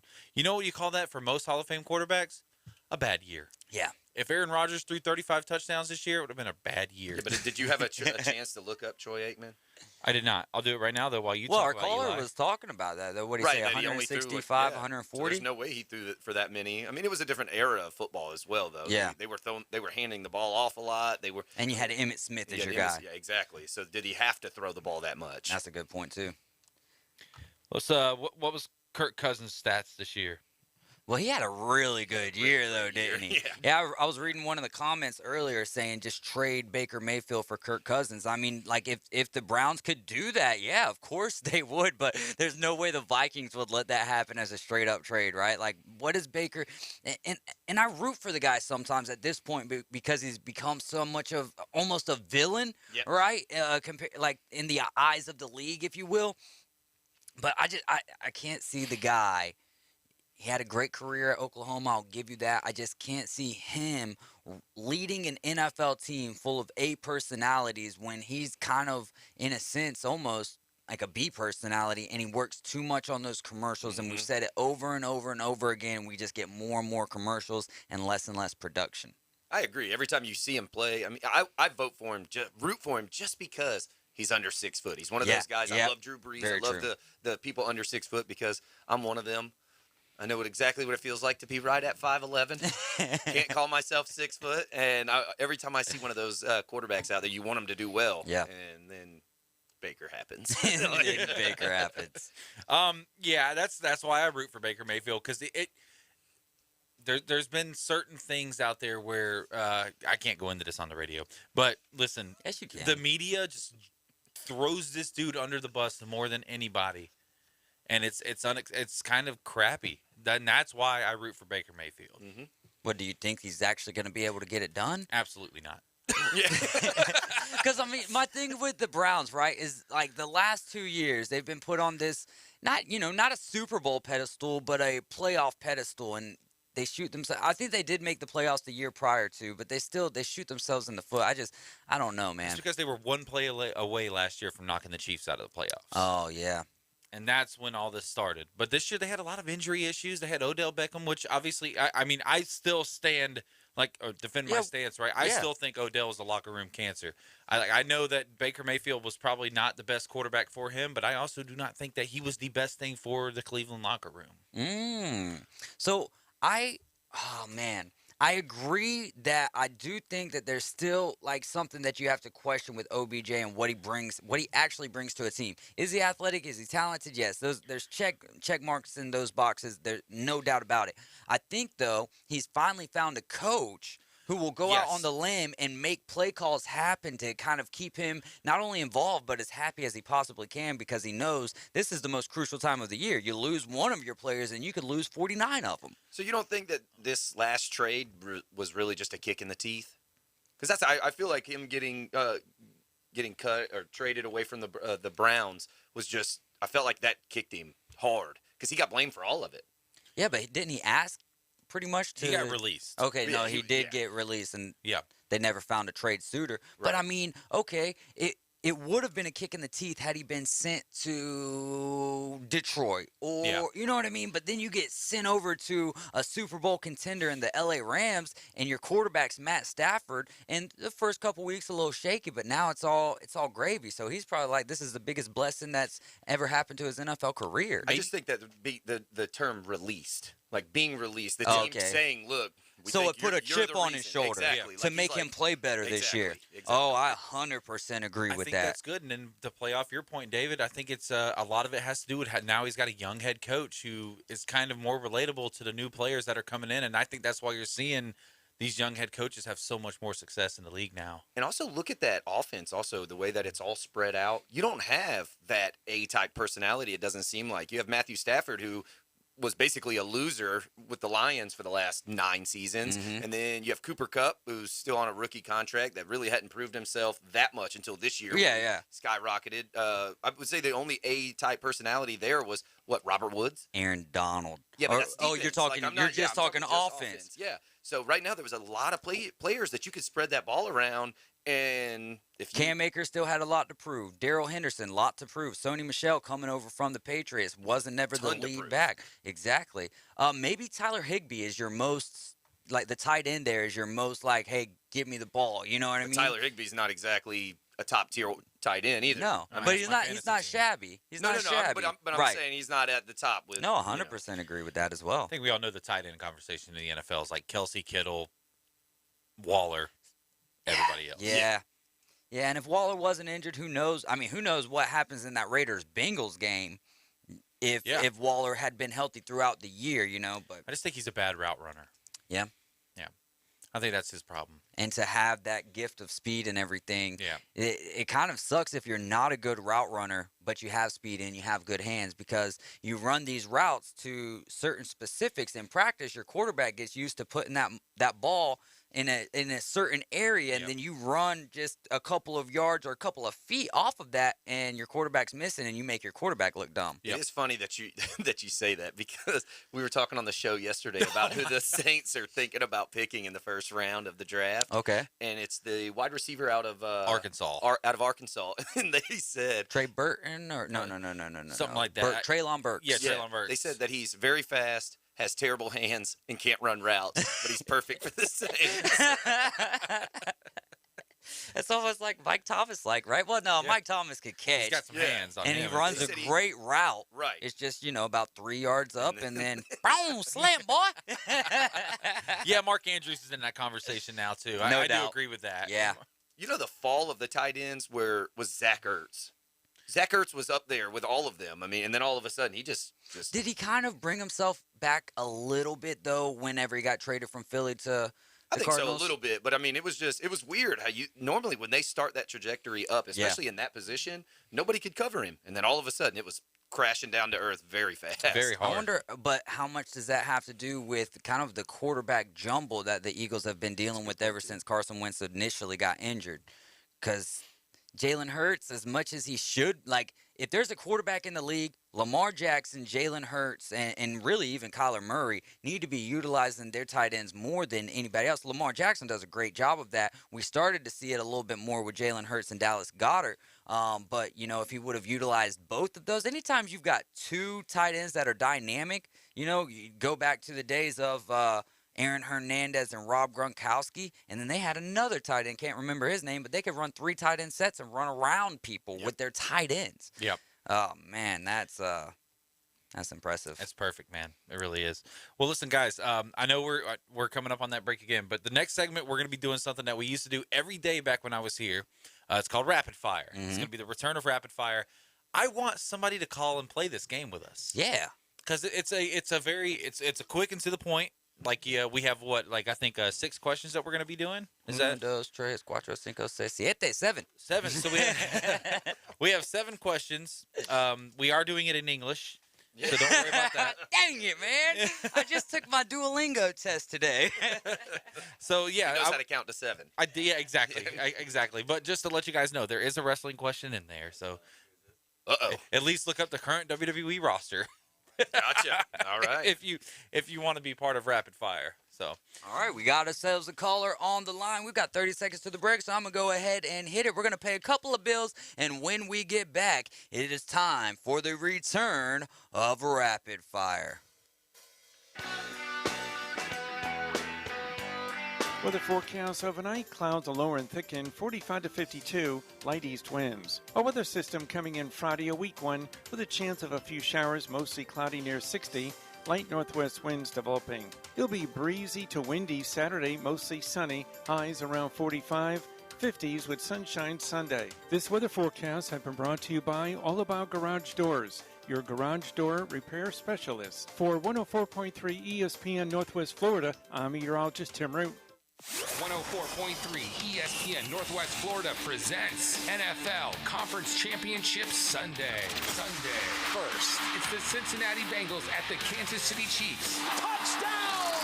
Coverage starts at 1:30, kickoff at 2. Then, the San Francisco 49ers are at the Los Angeles Rams. And the kick is good! Kickoff Sunday at 3:30 right here. 104.3 ESPN Northwest Florida. Barbaritos has been committed to serving farm fresh food since February 20th, 2000. For starters, Barbaritos food is made with love, straight from the heart. Every morning we begin preparing our food from scratch, from chopping fresh tomatoes for sauces to mashing fresh avocados for guacamole. Barbaritos cares about food. From serving char-grilled grass-fed beef as well as hormone-free chicken breasts to the amazing tofu for our vegan friends. Farm fresh is more than just a motto. It's Barbaritos' mission. Barbaritos. We make it fresh, you make it yours. In 22, the thing to do is reboot the whole family at That Boot Store. With name brand Western wear for the smallest to the largest Wrangler is available at That Boot Store. Need durable name brand Carhartt work clothes at a price you can afford? Stop by That Boot Store. Next to Billboard Kia on 15th Street. Open Tuesday through Thursday 9 to 5, Friday and Saturday 9 to 5:30. Remember Joe's motto, always keep Jesus in your new year. I'm Matt Glover with Aero Pest Service, and we are your family-owned and operated pest control company in Bay County since 1977. Did you know bed bugs are hitchhikers and you can pick them up anywhere people congregate? Churches, restaurants, buses, and movie theaters? Call us today and we'll guarantee you a treatment process to get rid of your bed bugs. Give us a call today at Aero Pest Service, 850-874-1900. Live from the Rib Crib Studio. Doing what other stations can't. The Afternoon Underdogs is live and local. 850-215-6290. Always be sure to listen for the dial tone. 104.3 ESPN Northwest Florida.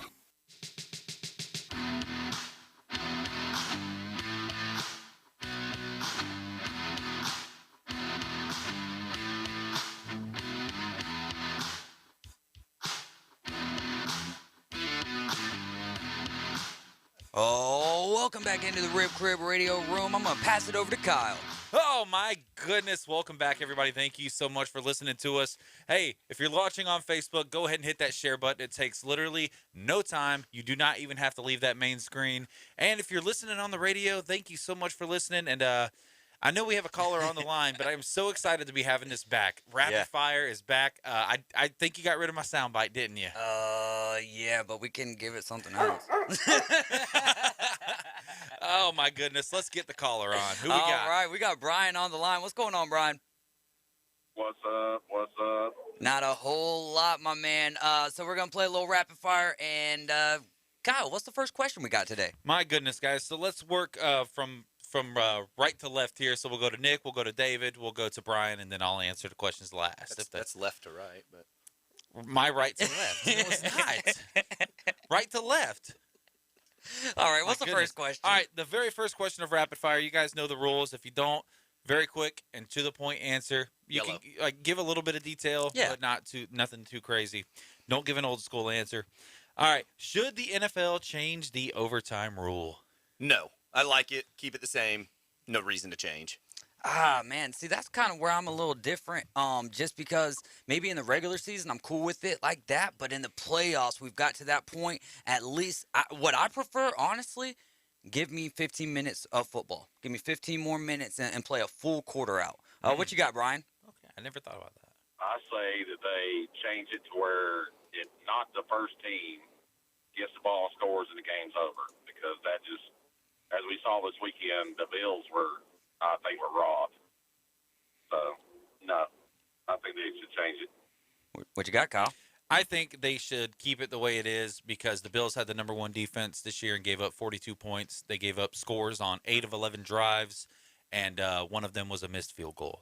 And a missed extra point. Ross Robinson says, hell no, they should not change it. I don't know.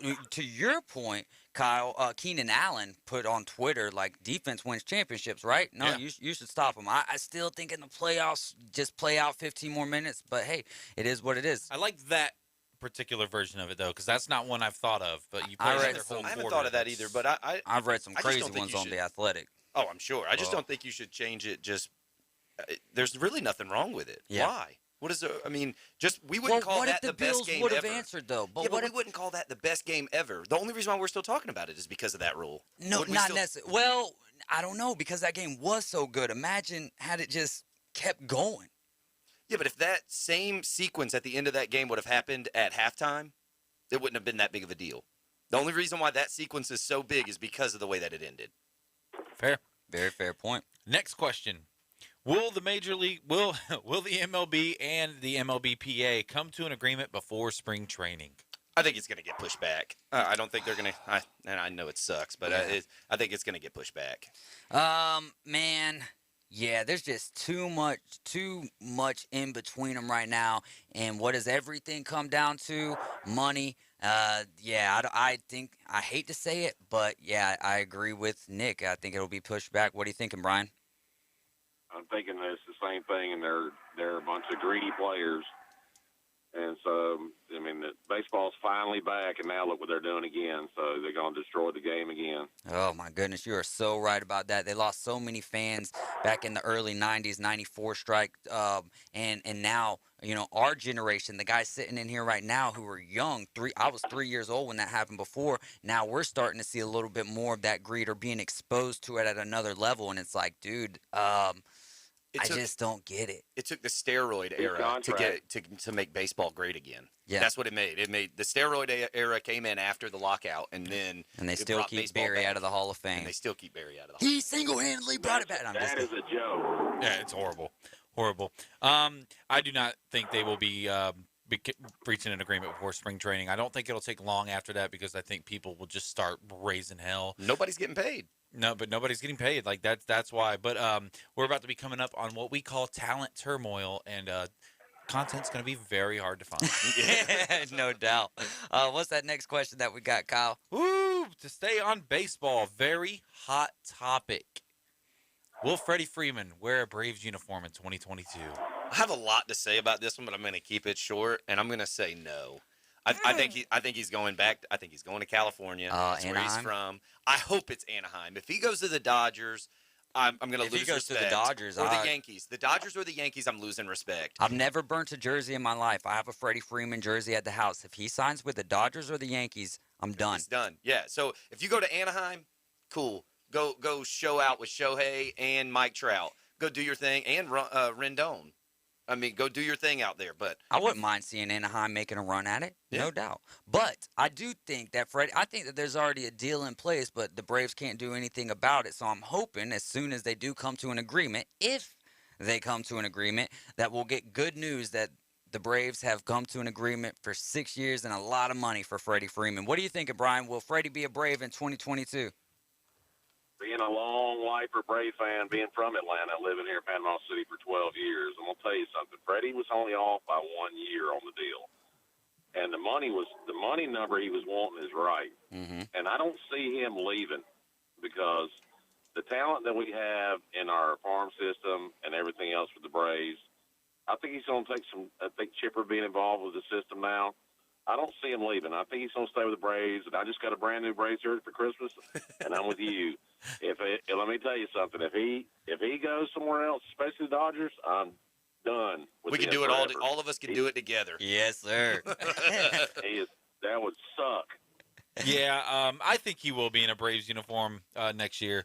I know that I've kind of been back and forth on this, but he'd be an idiot not to, and the Braves would be very stupid to let him leave. Especially because you did mention our farm system. Our farm system is terrible.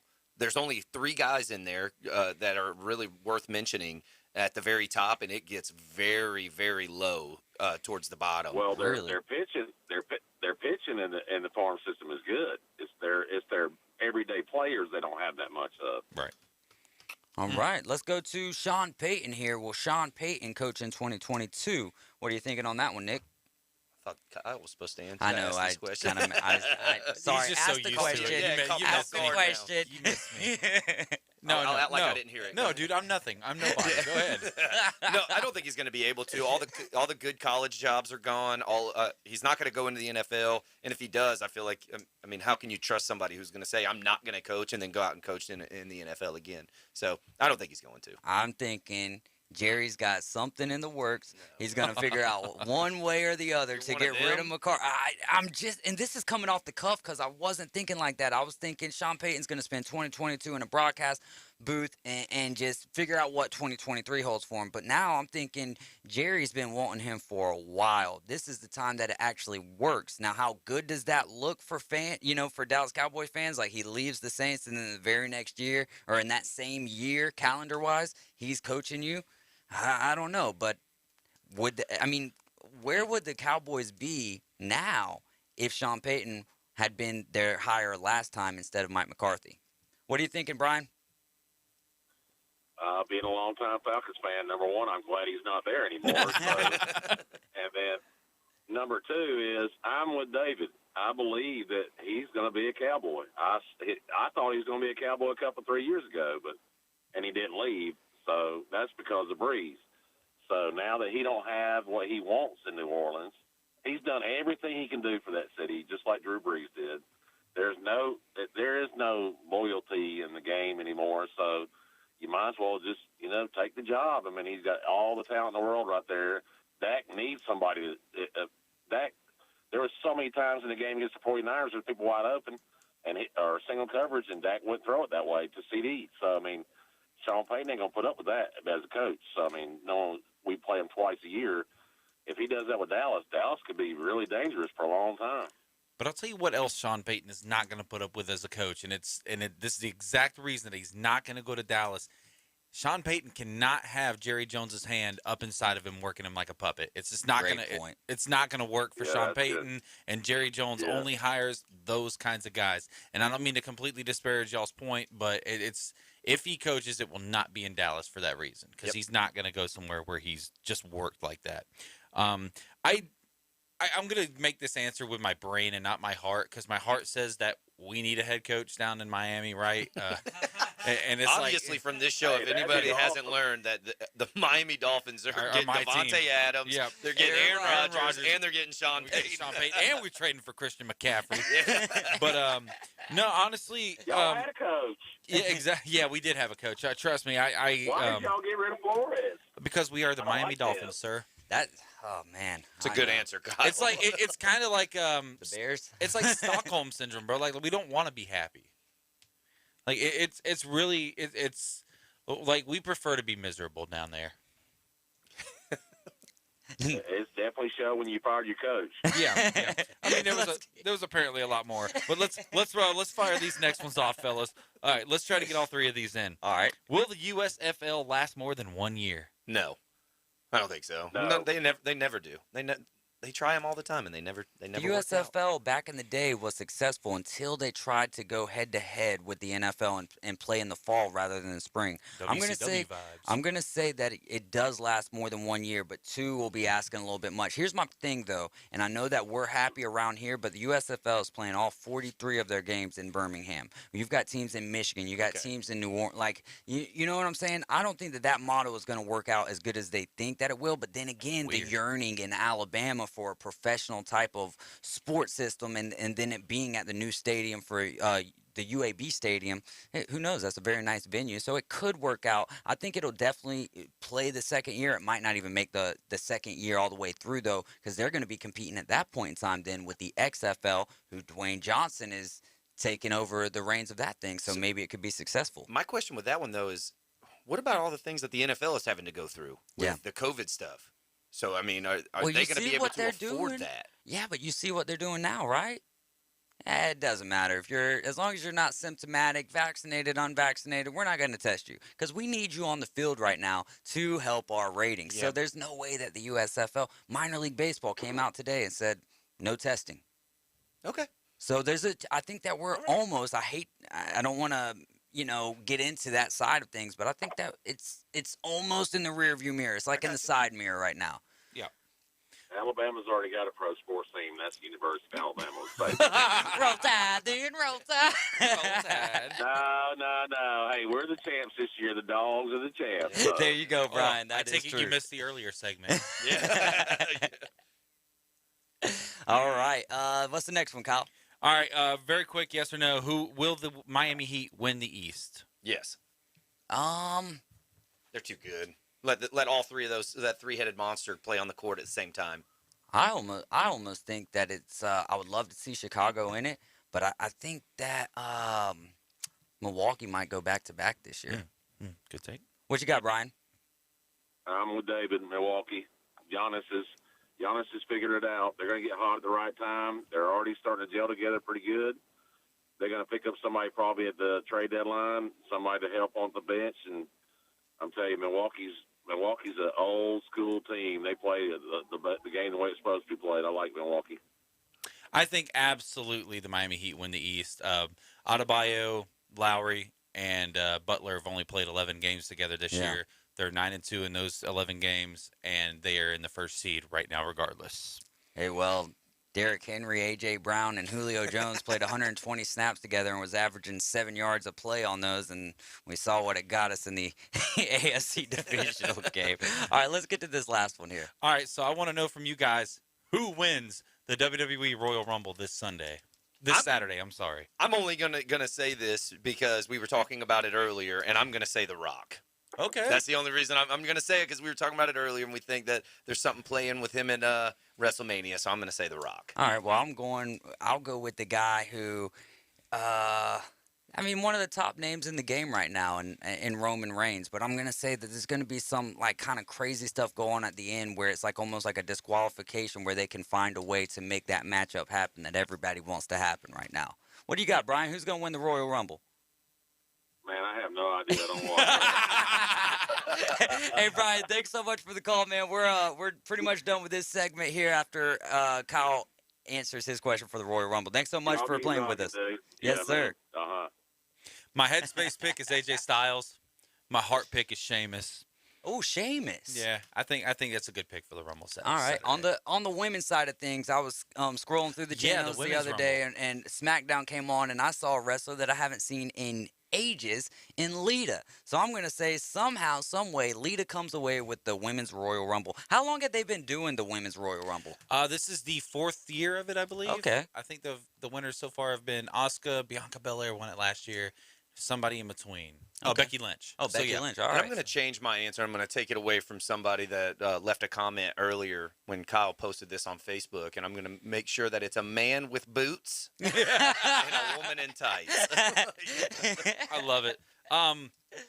Yeah, those are my answers. For the Women's Rumble, I'll go ahead and pick Ronda Rousey making her return. Oh, no doubt. That's a good one. I think that's just a rumor, but it's been catching some heat over the last couple of days, and they need her for ratings, so it'll be very good. Hey, I asked if I could do this, so like if you guys are wrestling fans, go check out the Right On Squared Circle podcast on Spotify. They do a very good job. It's another one of the podcasts on our network. It's Dan Gonzalez, Scott Hollingsworth. Great wrestling show if you're into wrestling. Oh, absolutely. No doubt. Those guys do a great job. And then Bay Point Golf Club has Trivia Night and Taco Bar January 28th from 5:30 to 8 p.m. Swing by Bar 72 and join the fun. It's going to be $15.95 per person, teams of 2, 3, 4, or 5. There's going to be a Taco Bar trivia prizes included in the price for reservations, which are required. Call 850-235-6950 and hit extension number 4. We're going to take a short break, and when we get back, it is time to get into the NFL Championship weekend. Let's make our picks, boys. That's going to be exciting. 104.3 ESPN Northwest Florida. The Paul Feinbaum Show. The head coach of the Auburn Tigers, Coach Bruce Pearl. I think we're one of the top 20 teams in the country. You know, you spend enough time in this state to know how special a place Auburn is. It's a really good place for kids to come. Small college town, be surrounded by really good people. It's just been terrific to bring kids in, and we're still moving forward. You know, this might be one of the better teams that I've ever coached. Excited about our team this year. Best wishes this week and the rest of the season. 104.3 ESPN Northwest Florida. Hi, folks. It's Tracy with Tracy's Fine Jewelry. Did you know that we have a master jeweler right here in the store? That's right. He has over 30 years experience in the art of repairing jewelry. Most repairs are done within 2 business days. So don't send your jewelry off for 6 weeks. Bring it to us at Tracy's Fine Jewelry. We size rings and solder chains. We can reset your diamond into new settings and even custom design. You'll get your jewelry back quickly and looking as good as new. Tracy's Fine Jewelry, Bay County's trusted jeweler for over 45 years. Hi, I'm Bobby Likens with another Car Clinic Minute. Have you ever played charades? You know, that party game where teams give clues to titles of books, songs, and movies. Well, when I come back, I'll teach you how to play the automotive version. The Car Clinic Minute. It's Bobby Likens Car Clinic, brought to you locally by Hewitt Tire and Auto. Call 850-769-7323. Your certified AAA service center and hometown towing. Visit them online at HewittTire.com. On Airport Road in Panama City. That's 850-769-7323. Hewitt Tire and Auto Center and hometown towing. In automotive charades, I'll give a song, movie, and book title that'll clue you on how to read the road. Ready? Song, You Are My Sunshine. If oncoming cars have visors down, there's glare that can prevent them from seeing you. Movie, Only the Shadow Knows. Not true. You too can tell a lot about types and pace of vehicles ahead by their shadows. And finally, book, Nancy Drew Mysteries. If cars coming toward you have lights on during the day, it's no mystery. It just signals rain, fog, or other hazards ahead. I'm Bobby Likens. Like us, you'll love us. Live from the Rib Crib Studio. Hot takes, the latest trades, in-depth interviews. That is my reaction. We break it down for you right here. Very big springboard for the rest of my career. The Afternoon Underdogs. That's the problem right there. 104.3 ESPN Northwest Florida.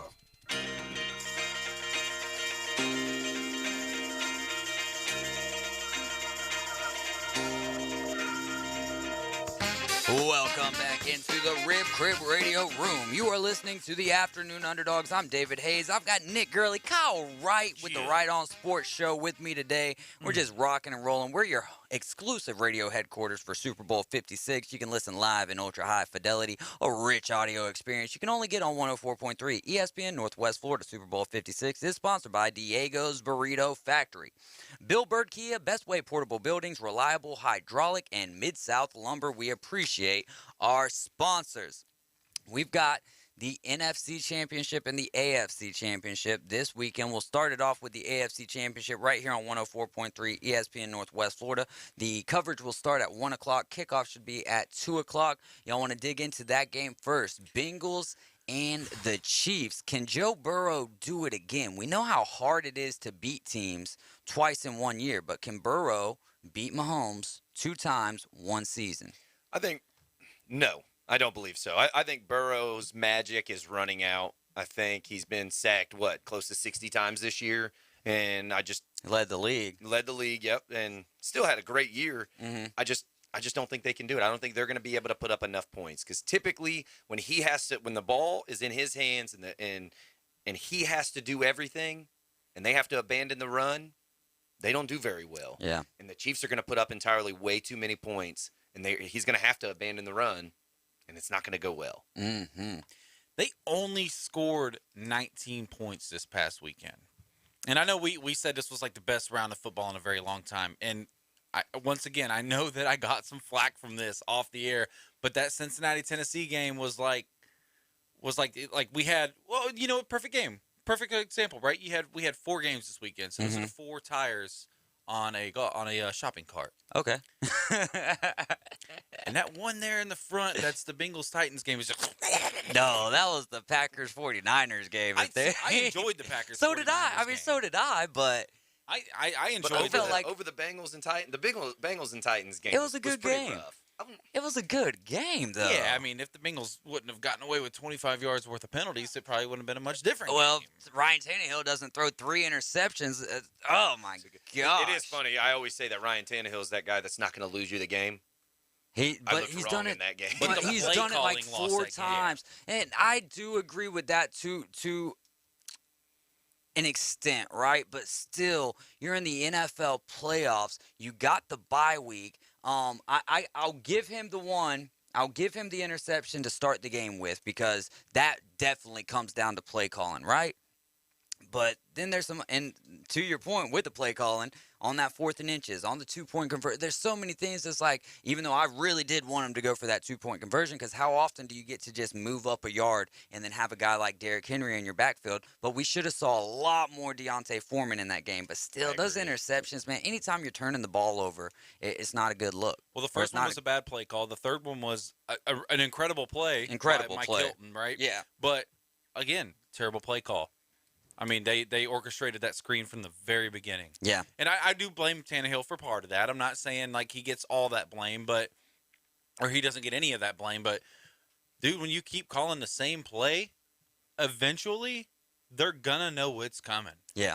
And they threw that same screen pass to him like 4 times in that game. Yeah, so, I think they thought that they got Derrick Henry back, and all of a sudden it was going to be totally different. Their offense was going to change, and it was going to be the Derrick Henry show again, and Foreman wasn't going to do anything. They gave the ball to Derrick Henry, 20 times, Yes. 19 times? It was entirely way too many times. 20 for like 66. Yeah, he got outran by Foreman. Mm-hmm.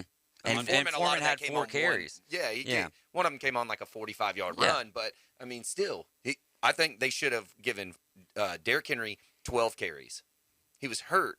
Yeah. I mean, and not regardless, only he was that, still though, hurt. to build off of that with Derrick Henry, and this has been since his career at Yulee in high school, it's always been he gets better throughout the year. So to expect him, it's just like in week 1 this year against the Arizona Cardinals when we got shellacked by him and he only put up like 60 rushing yards, about the same performance, right? Because it's a thing that just the more carries, the more he eats, the better he gets. So yeah, you would think, oh, just give it to him 20. It's not just a 1-game thing though. It's a duration. He's better in December than he is in September. Yeah. Yeah, absolutely. All right, so let's go to the Bengals and the Chiefs game. Yeah. Oh, you never know what's going to happen here, do you? Man, this one's tough for me. like I said at the beginning of the show, I really would like to see a Bengals 49ers Super Bowl. And I think where Joe Burrow, they could do it, but it's going to come down to the defense. And is that defense, even though they stopped the Titans, but the Titans are a run-first team, right? Yeah. Are they going to be able to stop a pass-first team without, it's looking like no Trey Hendrickson? I just don't know if that's a real possibility. As much as I want it to happen, there, look at what Vegas is thinking.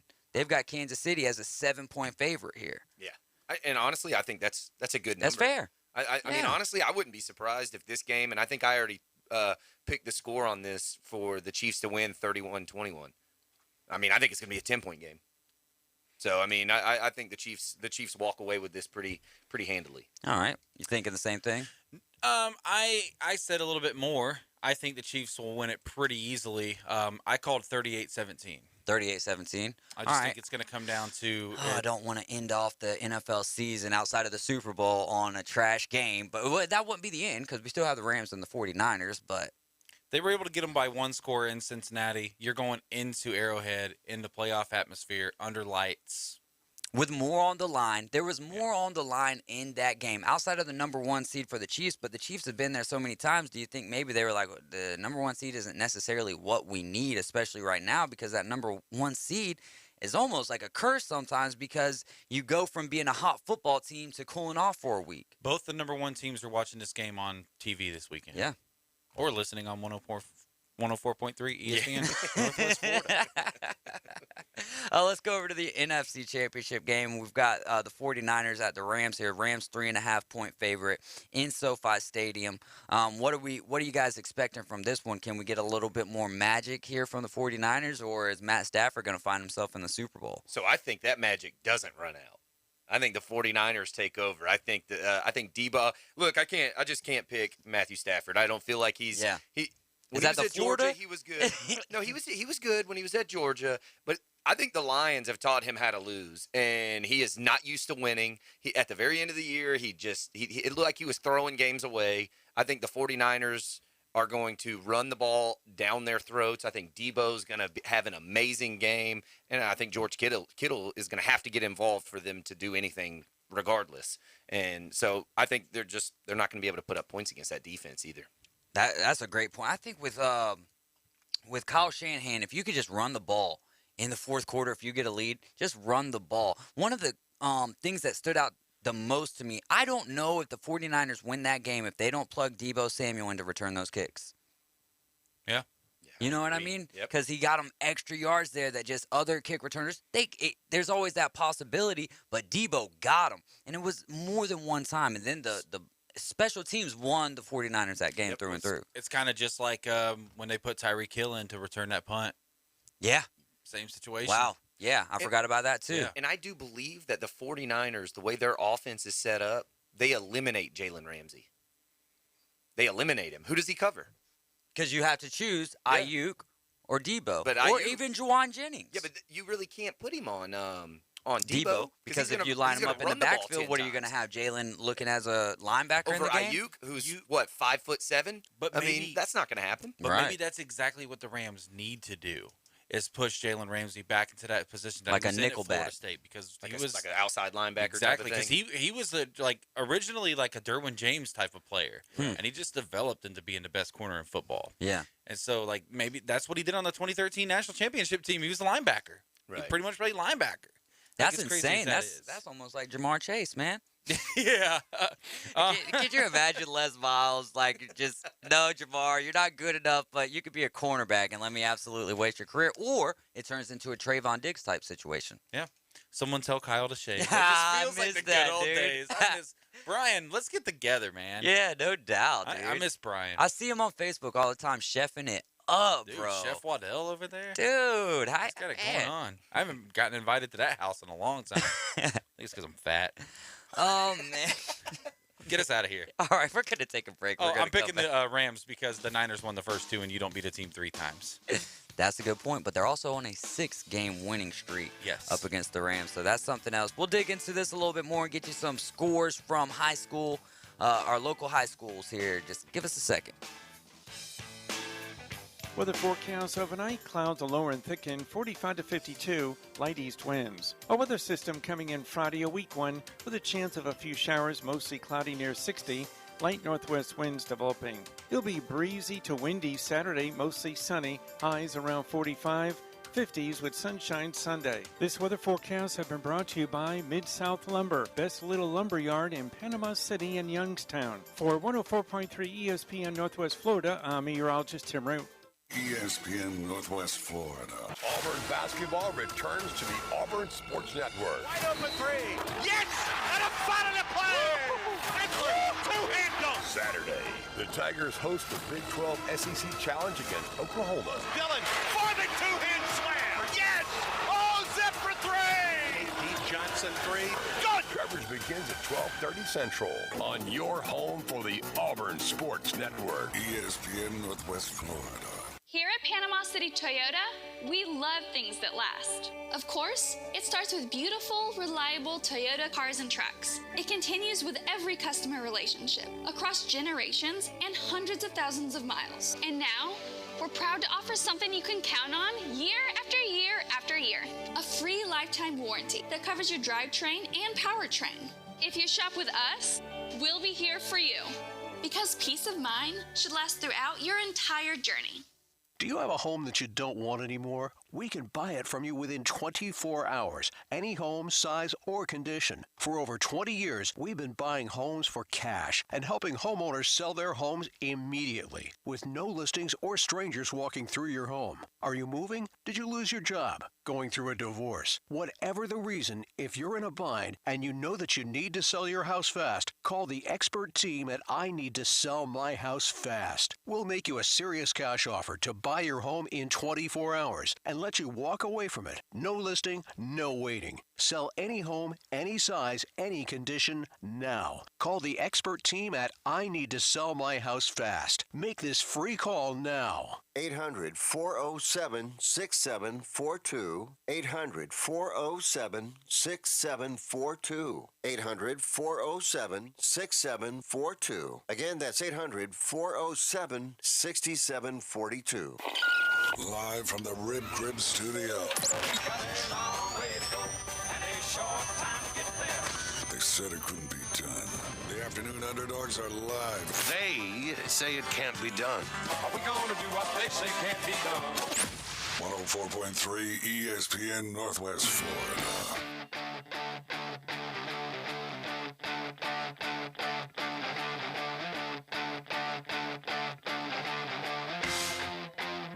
You're listening to the Afternoon Underdogs on 104.3 ESPN Northwest Florida in the Rib Crib Radio Room. I'm David Hayes along with Kyle Wright and Nick Gurley. We're going to get into some of these high school scores from our area.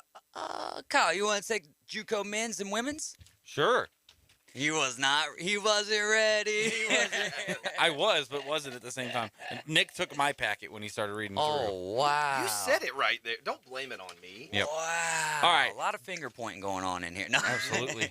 Nick, we're on a time here, okay? We got 6 minutes. JUCO men's basketball scores. Northwest Florida takes down Tallahassee 79-45, and Pensacola takes down Chipola 64-60. You got women's? Yeah, I'll take women's basketball. Northwest Florida takes down Tallahassee 79-58, and Chipola beats Pensacola 67-51. And in girls high school soccer, we had Arnold over Rickards 8-0, and Mosley over Choctaw 7-0 as well. We'll have Paul Feinbaum coming up at 6. My condolences.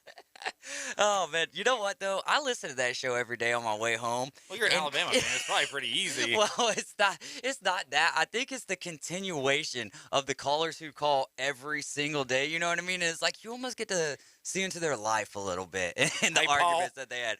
Paul, I feel so bad about cussing yesterday on your air. Paul, it's Bill again here in Southwest Alabama. They took my truck, man. Oh, man. The government took my truck. Saban's going to win Coach of the Year. One thing I do like about Feinbaum, he'd be like, Well, Bill, you probably shouldn't be calling me. You should probably be trying to find a job. Yeah. Paul keeps it real, though. And Yeah, he's a heck of an interviewer as well. There's no doubt about that. When it comes to the coaching carousel, or which direction do you guys want to lean here? Well, we've got 4.5 minutes. Yep. So whatever you want. All right, coaching carousel. Let's go with that. Candy. What's your favorite kind of candy? I like Reese's. Yeah, sour Skittles are kind of the go-to now. Three Musketeers. Really? Three Musketeers. I love a Three Musketeers every once in a while. Yeah. All right, coaching carousel. When it comes to that, actually, no. Russell Wilson, where's he going? Oh man, that's tough. Yeah. That is a conversation that I wish we could really, really get into because the Russell Wilson situation is so weird, so messed up, and it's gonna take a lot of draft capital and probably some substance to get him away from Seattle this offseason. He goes nowhere. Staying there? He's staying in Seattle. That's what I think. He doesn't save it. They don't save enough. Yeah. They only save $11 million if they trade him. And I don't think they're – I think they are over the salary cap, but it's not by much. Right. But it's not enough to make $11 million. I mean, you're not $74 million like the Saints. So we had a text earlier from Chief Keith with the Navy. He wanted to know Matt Ryan to the Steelers. What do you guys think about Matt Ryan possibly going to the Steelers? I just don't know if that team has enough. Well, Najee took a lot of carries last year. I mean, a lot of catches out of the backfield. So you've got a back.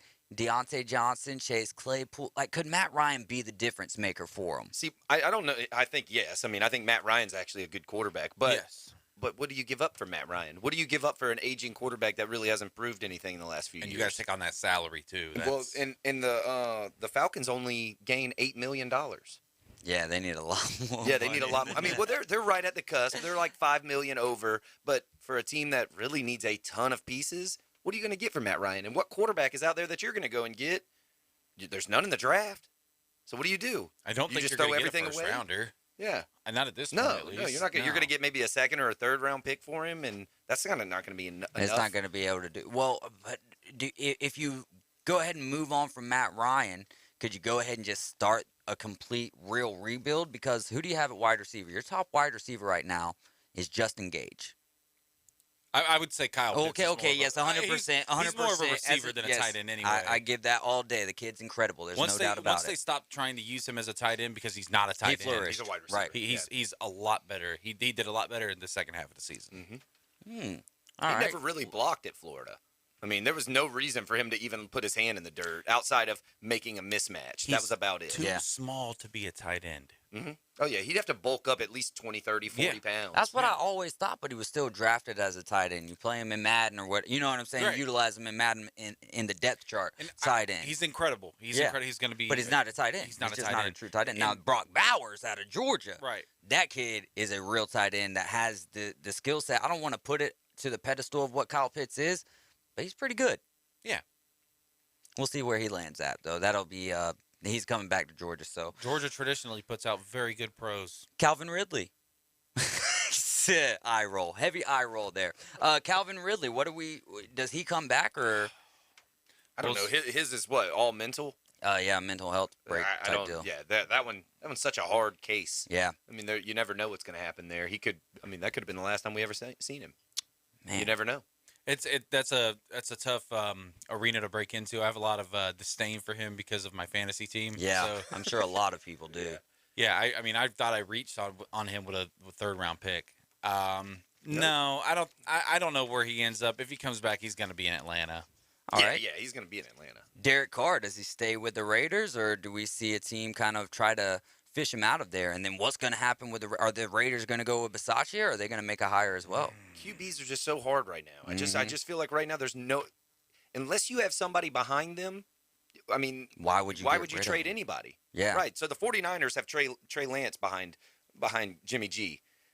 I mean, I could see. I think you'd be stupid to do it, but I could see why they would do it. Give him a chance. I could see why they would get rid of Aaron Rodgers if they would save enough money and it would get them to a place that they could actually start a rebuild, and if they believed in Jordan Love. But outside of that, I mean, there's really no backups that are really waiting to go, because now you get drafted, you're pretty much thrown into the mix of your starting. Yeah. There's not very many of these Aaron Rodgers sitting behind Wow. Brett Favre? Brett Favre. There we Okay, go. yeah, The yeah, best yeah. ever, and I just forget his name like that.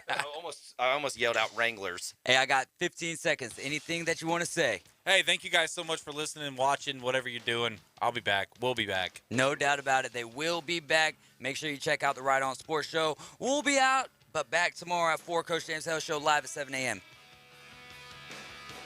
The new app from ESPN Northwest Florida has up-to-the-minute sports news, interaction with local hosts in real time, easy download and no credit check, live streaming, real-time traffic and programming schedules, 40 miles per gallon, rack and pinion